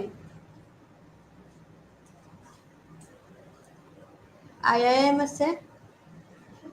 সেই IIMৰ লগত আমি গম পাওঁ যে আমাৰ কিমানখিনি আছে। ঠিক আছে। তো ইউনিটাৰী আছে, বিশ্ববিদ্যালয় শ্ৰেণীভুক্ত কৰা হৈছে তাৰ মাজতে। তাৰ লগতে আমি দেখিবলৈ পাওঁ যে আমাৰ চৌহদত কিমান পাঠদান আৰু গৱেষণা কৰা হয়। ঠিক আছে। তো আমি যেতিয়া চাওঁ যে আমাৰ ইউনিটাৰী বিশ্ববিদ্যালয় আছে, সেই ক্ষেত্ৰত আমি সংযুক্ত এটা চৌহদত পাঠদান আৰু গৱেষণা কৰা হয় আৰু স্নাতক আৰু স্নাতকোত্তৰ পাঠদানৰ বাবে এটা ব্যৱস্থা আছে। লগতে বানাৰস হিন্দু বিশ্ববিদ্যালয় অৰ্থাৎ BHU বানাৰস হিন্দু ইউনিভাৰ্চিটি আৰু হায়দৰাবাদ বিশ্ববিদ্যালয় অৰ্থাৎ হায়দৰাবাদ ইউনিভাৰ্চিটিৰ দৰে গৱেষণামূলক কাৰ্যকলাপসমূহক একক বিশ্ববিদ্যালয়ৰ উদাহৰণ আছে বা দেখিবলৈ পোৱা যায়। সংযুক্ত বিশ্ববিদ্যালয়সমূহ আছে অৰ্থাৎ এফিলিয়েটিংখিনি আছে। এফিলিয়েটিং বিশ্ববিদ্যালয়সমূহ হ'ল যিবোৰৰ এটা কেন্দ্ৰীয় চৌহদ আছে। আমি দেখিবলৈ পাওঁ আমাৰ স্নাতকোত্তৰ শিক্ষা প্ৰদান কৰা আৰু গৱেষণা কৰা।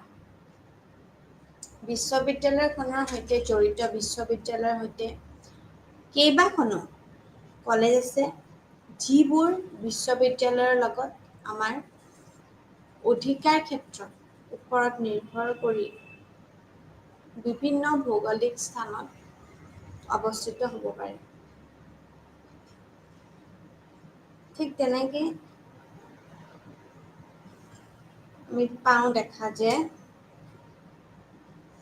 মহাবিদ্যালয়সমূহত বেছিভাগেই স্নাতকোত্তৰ কাৰ্যসূচী আগবঢ়াও যদিও নিৰ্বাচিত বিষয়সমূহৰ স্নাতকোত্তৰ শ্ৰেণীসমূহ অনুষ্ঠিত কৰাত অনুমতি দিব পাৰে। তাৰ লগতে ভাৰতীয় বিশ্ববিদ্যালয় বহুতো আছে, যিবোৰ এফিলিয়েটিং প্ৰকাৰ কলিকতা, মুম্বাই, ঠিক আছে, তাৰ লগত আমাৰ ওমানিয়া বা বেংগালুৰুৰ দৰে ডাঙৰ কেইটাও তিনিশৰো অধিক সংযুক্ত কলেজ আছে বুলি কোৱা যায়। ঠিক আছে। সেইকাৰণে আমি ৰাষ্ট্ৰীয় গুৰুত্বপূৰ্ণ প্ৰতিষ্ঠানসমূহক আমি কি কৰিব লাগে, গুৰুত্ব দিব লাগে বুলি কয়। যিটো প্ৰতিষ্ঠানে দেশ আৰু ৰাজ্যৰ নিৰ্দিষ্ট অঞ্চলৰ ভিতৰতে আমাৰ উচ্চ দক্ষতা সম্পন্ন অৰ্থাৎ কোৱালিটেটিভ ফুলফিল বেটছ কৰ্মী বিকাশৰ ক্ষেত্ৰত এক গুৰুত্বপূৰ্ণ খেলুৱৈ হিচাপে আগবঢ়ায় আৰু সেই কৰ্মীৰ লগতে আমাৰ জড়িত আমি গম পাওঁ। ঠিক আছে। তো সেই ৰাষ্ট্ৰীয় গুৰুত্বপূৰ্ণ প্ৰতিষ্ঠানৰ মৰ্যাদাবিলাক পুনৰ কৰি আমি চাওঁ যে আমাৰ প্ৰদান কৰিবলগীয়া আৰু কিমানখিনি ভিতৰত বিশেষ স্বীকৃতি আৰু পুঁজি লাভ কৰিব পাৰোঁ। ভাৰতৰ সংসদৰ আইন এখনৰ দ্বাৰা ভাৰতৰ এখন প্ৰধান ৰাজহুৱা উচ্চ শিক্ষানুষ্ঠানত প্ৰদান কৰা হ'ব পাৰে আৰু সেই মৰ্যাদাও আমি চাম যে আমাৰ সংসদৰ আইন অনুসৰি স্থাপন কৰা আৰু ৰাষ্ট্ৰীয় গুৰুত্বপূৰ্ণ প্ৰতিষ্ঠান হিচাপে ঘোষণা কৰিব পাৰি।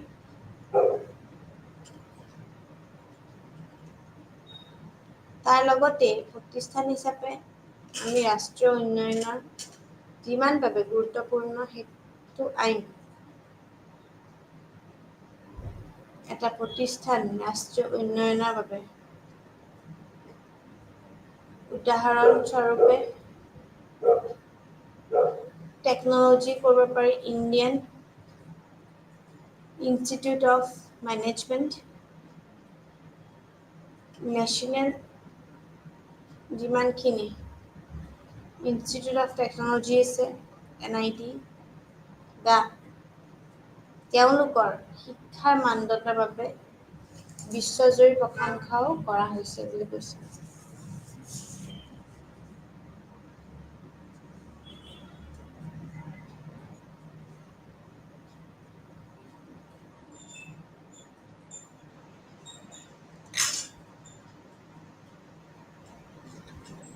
Indian institute of management, national institute of technology তেওঁলোকৰ শিক্ষাৰ মানদণ্ডৰ পৰা বিশ্বজুৰি প্ৰশংসা আছে বুলি কয়।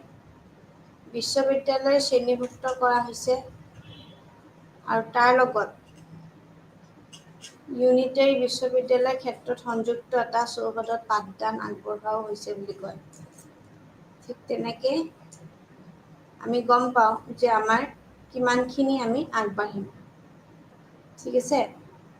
তো সেইটোৱে যে আমাৰ যিমানখিনি আমি গম পাইছোঁ সেইটোৰ লগত আমি তেনেকৈ আমি চলিম। চ' সেইটোৱে যে আমি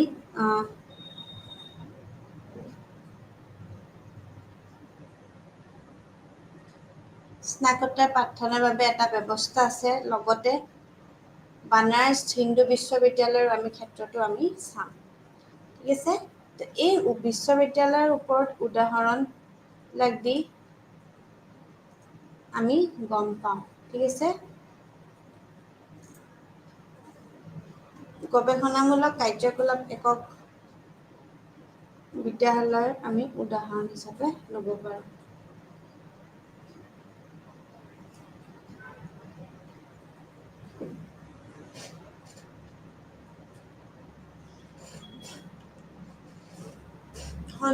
বিশ্ববিদ্যালয়সমূহৰ এফিলিয়েটিং বিশ্ববিদ্যালয় হ'ল যিবোৰ এটা কেন্দ্ৰীয় চৌহদ আছে আৰু য'ত স্নাতকোত্তৰ লগত আমি জড়িত। আমি সেইটো বস্তু চাম।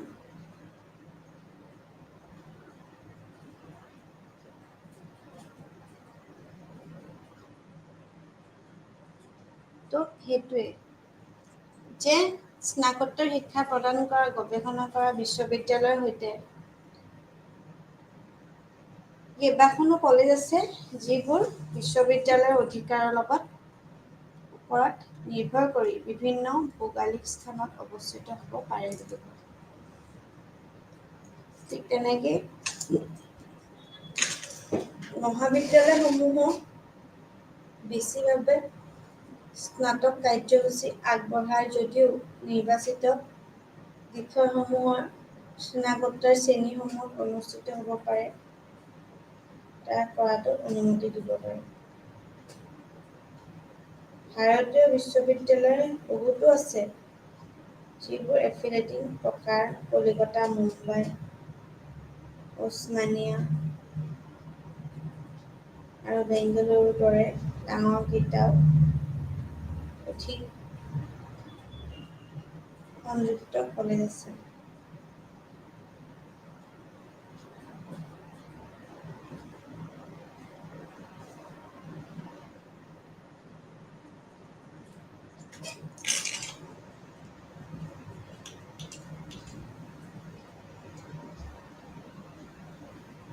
ইউনিটেৰী বিশ্ববিদ্যালয়ৰ ক্ষেত্ৰত সংযুক্ত হৈ এটা চৌহদত পাঠদান আৰু গৱেষণা কৰা হয় আৰু তাৰ লগতে স্নাতক আৰু স্নাতকোত্তৰ পাঠদানৰ বাবে এটা ব্যৱস্থা আছে।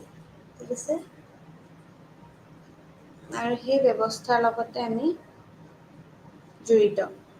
ঠিক সেইটোৱে কয় যে আমি যেতিয়া যিকোনো চৌহদত পাঠদান কৰোঁ আৰু তাৰ লগত আমাৰ মিলি যায় তেতিয়া আমি গম পাওঁ যে আমাৰ কিমানকেইখন এনেকুৱা ধৰণৰ গৱেষণামূলক কাৰ্যকলাপ আছে যাৰ লগত আমি গম পাওঁ। ঠিক আছে? তো সেইটোৱে কি যে স্নাতকোত্তৰ বানাৰস হিন্দুৰ লগত জড়িত যিমানখিনি আছে সেইটোৰ লগত আমি জড়িত হৈ পেলাই আমি গম পাওঁ।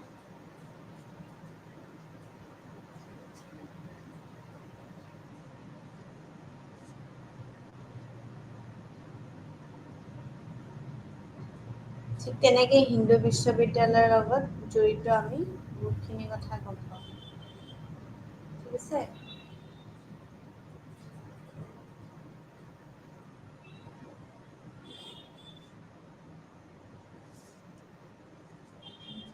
তো সেই হায়দৰাবাদ বিশ্ববিদ্যালয়ৰ দৰে গৱেষণামূলক কাৰ্যকলাপবিলাকো একক বিশ্ববিদ্যালয়ৰ উদাহৰণস্বৰূপে গম পায়।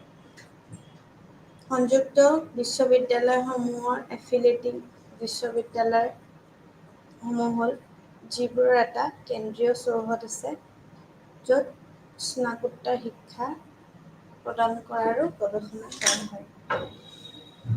বিশ্ববিদ্যালয়খনৰ সৈতে জড়িত বিশ্ববিদ্যালয়খনৰ সৈতে জড়িত কেইবাখনো কলেজ আছে যিবোৰ বিশ্ববিদ্যালয়ৰ অধিকাৰ ক্ষেত্ৰৰ ওপৰত নিৰ্ভৰ কৰি বিভিন্ন ভৌগোলিক স্থানত অৱস্থিত হ'ব পাৰে। মহাবিদ্যালয়সমূহৰ বেছিভাগেই স্নাতকোত্তৰ কাৰ্যসূচী আগবঢ়ায় যদিও নিৰ্বাচিত বিষয়সমূহত স্নাতকোত্তৰ শ্ৰেণীসমূহ অনুষ্ঠিত কৰাৰ অনুমতি দিব পাৰে। এতিয়া ভাৰতীয় বিশ্ববিদ্যালয় বহুতো আছে যিবোৰ এফিলিয়েটিং প্ৰকাৰৰ কলিকতা, মুম্বাই, ওচমানিয়া আৰু বেংগালুৰুৰ দৰে ডাঙৰ কেইবাটাও ৩০০ৰো অধিক সংযুক্ত কলেজ আছে। তো আমি সেই বস্তুখিনি চাম। ঠিক আছে? তো যিবোৰ প্ৰতিষ্ঠানে বিশ্ববিদ্যালয় বুলি ধৰা হয় সেইবোৰ বিশ্ববিদ্যালয়ৰ শৈক্ষিক মৰ্যাদা আৰু বিশেষাধিকাৰ লাভ কৰে, অৰ্থাৎ বিশ্ববিদ্যালয় বা এখন বুলি গণ্য কৰা হয়। ঠিক তেনেকেই উচ্চ কাৰ্যক্ষম প্ৰতিষ্ঠানক বুজায় যিটো বিশ্ববিদ্যালয়ৰ অনুদান আয়োগ কৰা হয়। তাৰ অধীনত কেন্দ্ৰীয় চৰকাৰে এনেদৰে ঘোষণা কৰিছে প্ৰায় আমি বিশ্ববিদ্যালয় আছে বুলি কওঁ। ঠিক তেনেকে সেইটোৱে আমি বিশ্ববিদ্যালয় বুলি কৰা হয়। ঠিক তেনেকে ৰাষ্ট্ৰীয় গুৰুত্বপূৰ্ণ যিমানখিনি আমাৰ আছে সেইখিনি প্ৰতিষ্ঠান, যিটো প্ৰতিষ্ঠান দেশ ৰাজ্যৰ নিৰ্দিষ্ট অঞ্চলৰ পৰা আমাৰ কৰা হয়। এই ক্ষেত্ৰত এই গুৰুত্বপূৰ্ণ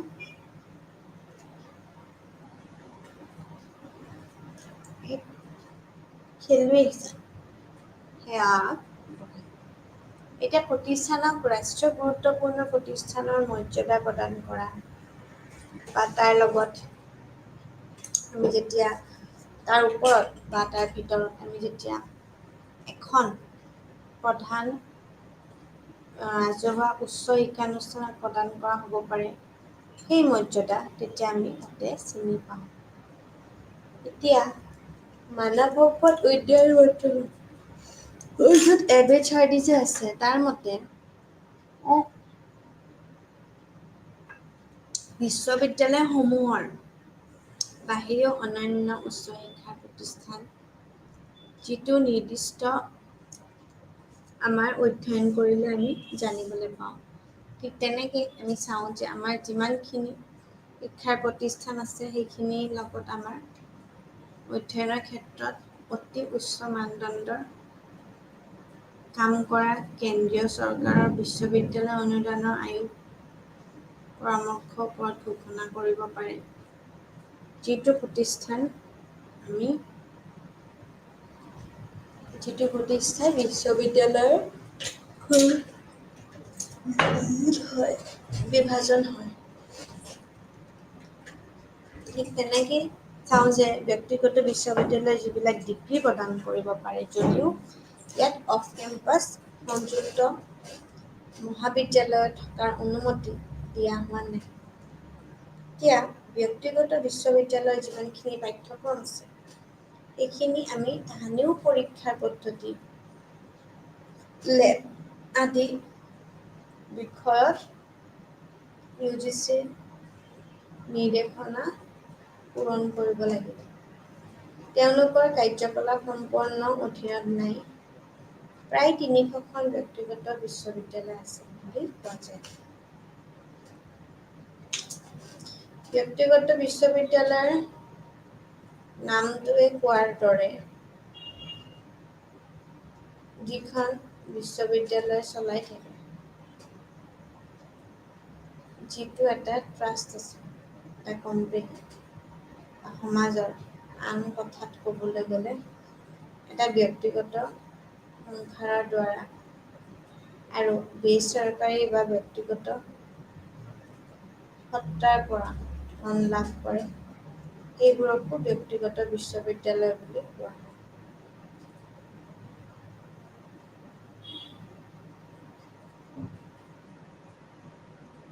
এখন ব্যক্তিগত বিশ্ববিদ্যালয় নিজাকৈ নামভৰ্তি প্ৰক্ৰিয়া চলাব পাৰে যদিও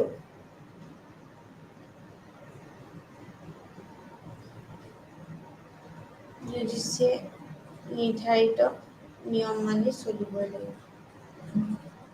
এটা ব্যক্তিগত বিশ্ববিদ্যালয়ত এটা পৃষ্ঠপোষক সংস্থাৰ দ্বাৰা ৰাজ্যিক মাধ্যম কাৰ্য্যৰ জৰিয়তে স্থাপন কৰা হয়। সমাজৰ পঞ্জীয়ন আইন,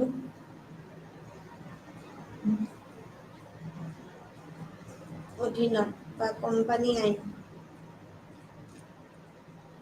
অধীনত পঞ্জীয়নভুক্ত ৰাজ্য বা ৰাজহুৱা ট্ৰাষ্ট বা কোম্পানীও বলবৎ থকা আন কোনো সংশ্লিষ্ট আইনৰ অধীনত পঞ্জীয়ন কৰা সমাজ হ'ব পাৰে বুলি কয়।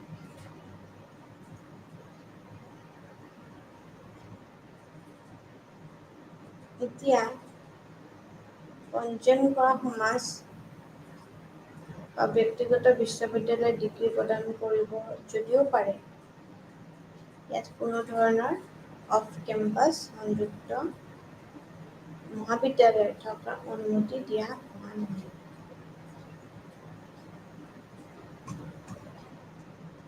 ব্যক্তিগত বিশ্ববিদ্যালয়সমূহৰ যিমানখিনি পাঠ্যক্ৰম আছে, সেইখিনি পৰীক্ষাৰ পদ্ধতিৰ লগত আমাৰ জড়িত। এতিয়া এখন ব্যক্তিগত বিশ্ববিদ্যালয় নিজাকৈ নামভৰ্তি প্ৰক্ৰিয়া চলাব পাৰে বুলি জানো। যদিও UGC কিছুমান নিয়ম মানি চলিব দিয়া হৈছে। ঠিক তেনেকে এটা ব্যক্তিগত বিশ্ববিদ্যালয়ৰ লগত আমি যেতিয়া এটা পৃষ্ঠপোষক সংস্থাৰ দ্বাৰা ৰাজ্যিক আমাৰ কাৰ্যৰ জৰিয়তে আমি স্থাপন কৰিব লগা হয়, তেতিয়া আমি সমাজৰ পঞ্জীয়ন আইন অধীনত বা কোম্পানী আইন অধীনতো আমি কোম্পানীৰ সেই অধীনত আমি পঞ্জীয়ন কৰি ৰাজ্য বা ৰাজহুৱা ট্ৰাষ্ট বা কোম্পানীটো বলবৎ থকাৰ আন কোনো সংশ্লিষ্ট আইনৰ অধীনত পঞ্জীয়ন কৰিব নোৱাৰে বুলি কৈছে। ঠিক তেনেকেই চাই যে এই সমাজ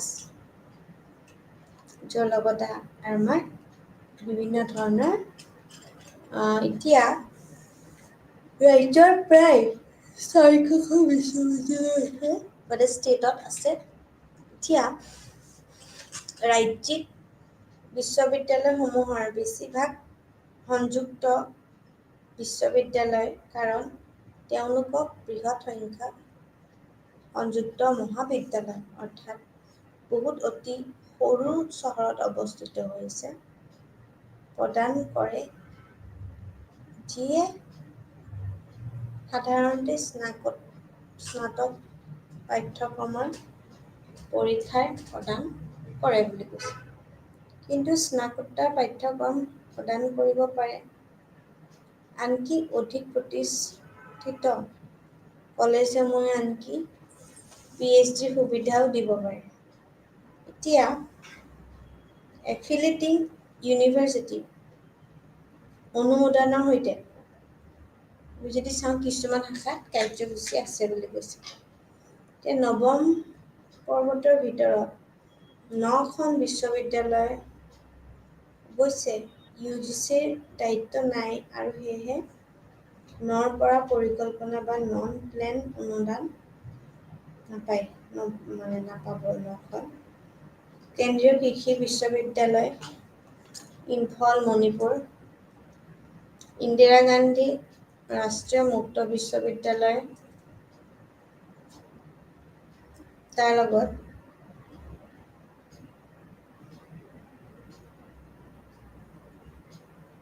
ভাৰতীয় সামুদ্ৰিক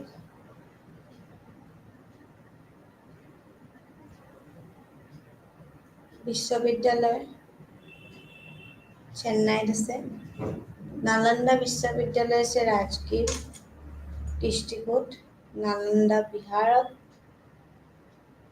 দক্ষিণ এছিয়ান বিশ্ববিদ্যালয় আছে নতুন দিল্লীৰ চাণক্যপুৰী,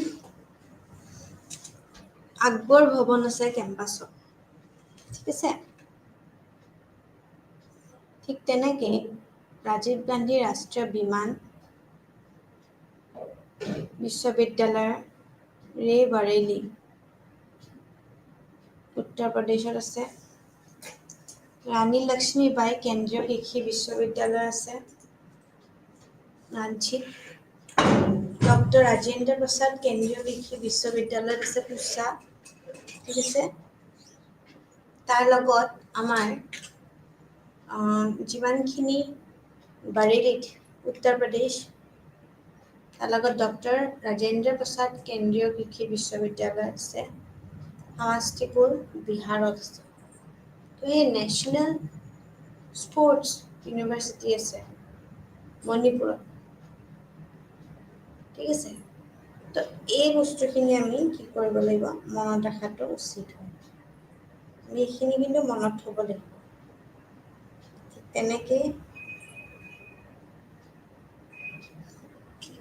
গম পাই যে ৰাজ্যিক বিশ্ববিদ্যালয়সমূহৰ নিজ নিজ ৰাজ্যত অৱস্থিত আৰু তেওঁলোকৰ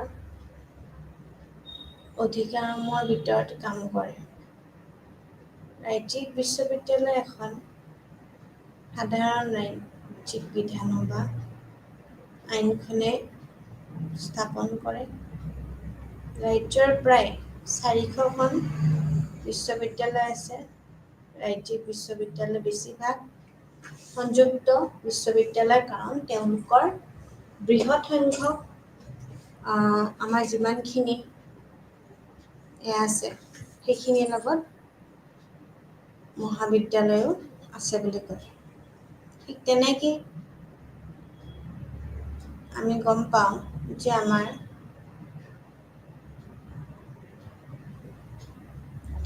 যিয়ে সাধাৰণ স্নাতক পাঠ্যক্ৰম পৰীক্ষা প্ৰদান কৰে, কিন্তু স্নাতকোত্তৰ পাঠ্যক্ৰমেও প্ৰদান কৰিব পাৰে। আনকি অধিক প্ৰতিষ্ঠিত কলেজসমূহক PhD সুবিধাও দিব পাৰে বুলি কয়। এতিয়া এফিলিয়েটিং ইউনিভাৰ্চিটি অনুমোদনৰ সৈতে কিছুমান শাখাত কাৰ্যসূচী আছে, আৰু ব্যক্তিগত বিশ্ববিদ্যালয়ৰ নামটো কোৱাৰ দৰে যিখন বিশ্ববিদ্যালয় চলাই থাকে, যিটো এটা ট্ৰাষ্ট, এটা কোম্পানী বা সমাজে, আন কথাত ক'বলৈ গ'লে এটা ব্যক্তিগত সংস্থাৰ দ্বাৰা আৰু বেচৰকাৰী বা ব্যক্তিগত সত্তাৰ পৰা ধন লাভ কৰে। সেইখিনিয়ে বেচৰকাৰী বা ব্যক্তিগত সত্তাৰ পৰা সেইবোৰক ব্যক্তিগত বিশ্ববিদ্যালয় বোলা হয়। এখন ব্যক্তিগত বিশ্ববিদ্যালয় নিজাকৈ নামভৰ্তি প্ৰক্ৰিয়া চলাব যদিও UGCয়ে কিছুমান নিৰ্ধাৰিত নিয়ম থৈ দিব, আৰু সেইবোৰ বলবৎ থাকি আন কোনো সংশ্লিষ্ট আইনৰ অধীনত আমি পঞ্জীয়ন কৰা সমাজ এখন পঢ়িব পাৰিম বুলি কয়।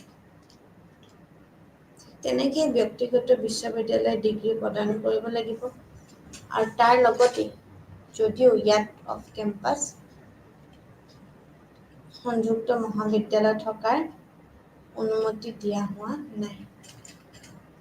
ব্যক্তিগত বিশ্ববিদ্যালয়ৰ পাঠ্যক্ৰম, পৰীক্ষাৰ পদ্ধতি, লেব আদি বিষয়ত UGCৰ নিৰ্দেশনা পূৰণ কৰিব লাগিব। তেওঁলোকৰ কাৰ্যকলাপ সম্পূৰ্ণ স্বাধীনতা নাই। প্ৰায় 300খন ব্যক্তিগত বিশ্ববিদ্যালয় আছে, আৰু মানৱ সম্পদৰ উন্নয়ন মন্ত্ৰালয়ৰ মতে বিশ্ববিদ্যালয়ৰ বাহিৰেও অন্যান্য উচ্চ শিক্ষা প্ৰতিষ্ঠান, যিটো নিৰ্দিষ্ট অধ্যয়নৰ ক্ষেত্ৰত অতি উচ্চ মানদণ্ডৰ কাম কৰা, কেন্দ্ৰীয় চৰকাৰৰ বিশ্ববিদ্যালয় অনুদান আয়োগৰ পৰা পৰামৰ্শ লোৱা পদ ঘোষণা কৰিব পাৰে, যিটো প্ৰতিষ্ঠানে বিশ্ববিদ্যালয়ৰ পৰা বিভাজন কৰা হয়। যিবোৰ প্ৰতিষ্ঠান বিশ্ববিদ্যালয়লৈ বুলি ধৰা হয়, সেইবোৰে বিশ্ববিদ্যালয়ৰ আমি কি কৰিব পাৰোঁ, শৈক্ষিক মৰ্যাদা আৰু বিশেষ অধিকাৰ লাভ কৰে। বিশেষ অধিকাৰ, ঠিক আছে। অৰ্থাৎ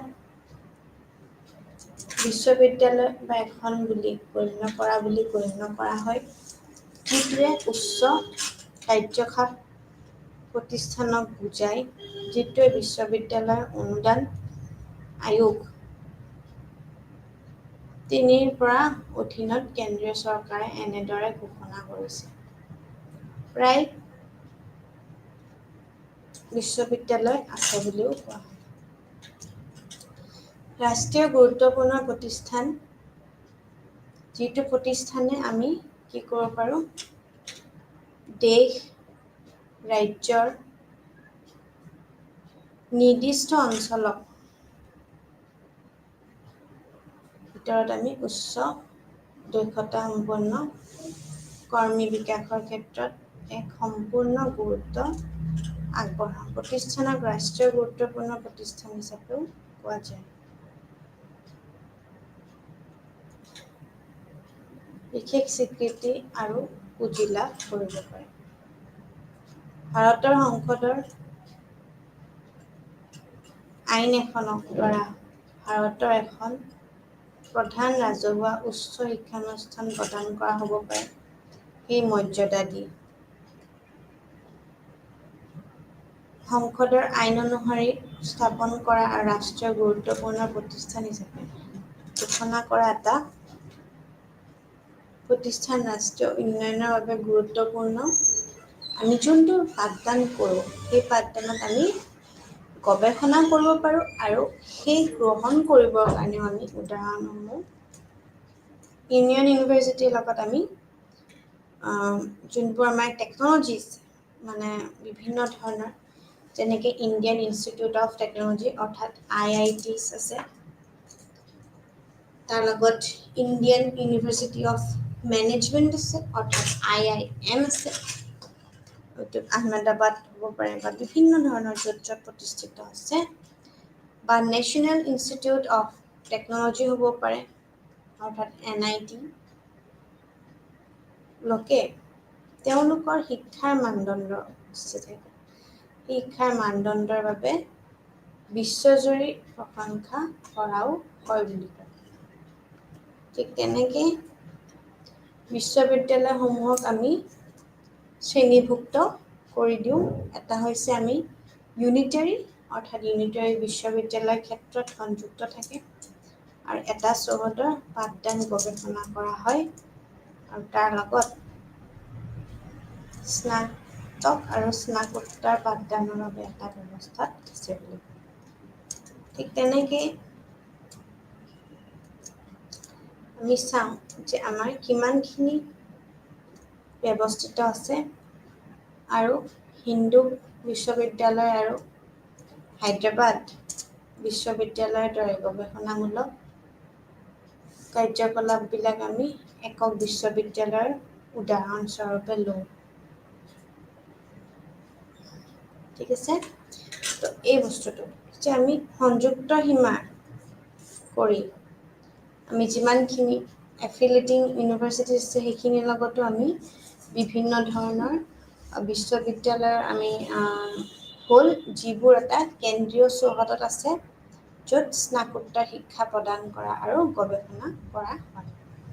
এই গৱেষণা কৰা হোৱাৰ লগতে আমি কিমানখিনি আমি চাম য'ত আমি সেই জড়িততে আমি কেইবাখনো কলেজ আছে আৰু যোনবোৰৰ লগত আমাৰ নিৰ্ভৰ কৰি বিভিন্ন আমি দিব পাৰোঁ বুলি কৈছে। ঠিক মহাবিদ্যালয়সমূহৰ বেছিভাগ স্নাতকোত্তৰ কাৰ্যসূচী হয় আগবঢ়াব যদিও নিৰ্বাচিত বিষয়সমূহক আমাক শ্ৰেণীভুক্ত অনুষ্ঠিত কৰা হয় বুলি কৈছে। ঠিক সেইদৰে আমি চাওঁ যে আমাৰ ভাৰতীয় বিশ্ববিদ্যালয় বহুতো আছে যিবোৰ এফিলিয়েটিং প্ৰকাৰৰ হয়। কলিকতা, মুম্বাই, উছমানিয়া আছে, আৰু তাৰ লগত আমাৰ যিমানখিনি বিভিন্ন ধৰণৰ ৰাজ্যিক আমাৰ বিশ্ববিদ্যালয় আছে তাৰ লগত বেংগলোৰ আৰু তাৰ দৰে বিভিন্ন কেইটাও 300ৰো অধিক মানে যোনটো ৰেচিঅ' হয় সেই নাম্বাৰটো তাতছে বেছি আছে, মানে more than 300 ইউনিভাৰ্চিটিজ। তো এইটোৱে কি যে মহাবিদ্যালয়ৰ বেছিভাগ ডিগ্ৰীজ বা বেচেলাৰ ডিগ্ৰী হওক, মাষ্টাৰ ডিগ্ৰী হওক, সেইখিনি আমি বিভিন্ন তাৰ লগত অনুষ্ঠিত কৰি অনুমতি দিয়াৰ ফলত UGC কিছুমান মেণ্ডেটৰী এক্ট প্ৰভাইড কৰিছে, যাৰ লগতে আমি বিভিন্ন ধৰণৰ দেশত ডাঙৰ তাতছেও বেছি ফিগাৰত আমি এই নাম্বাৰখিনি আমি দেখুৱাব পাৰিম। Thank you.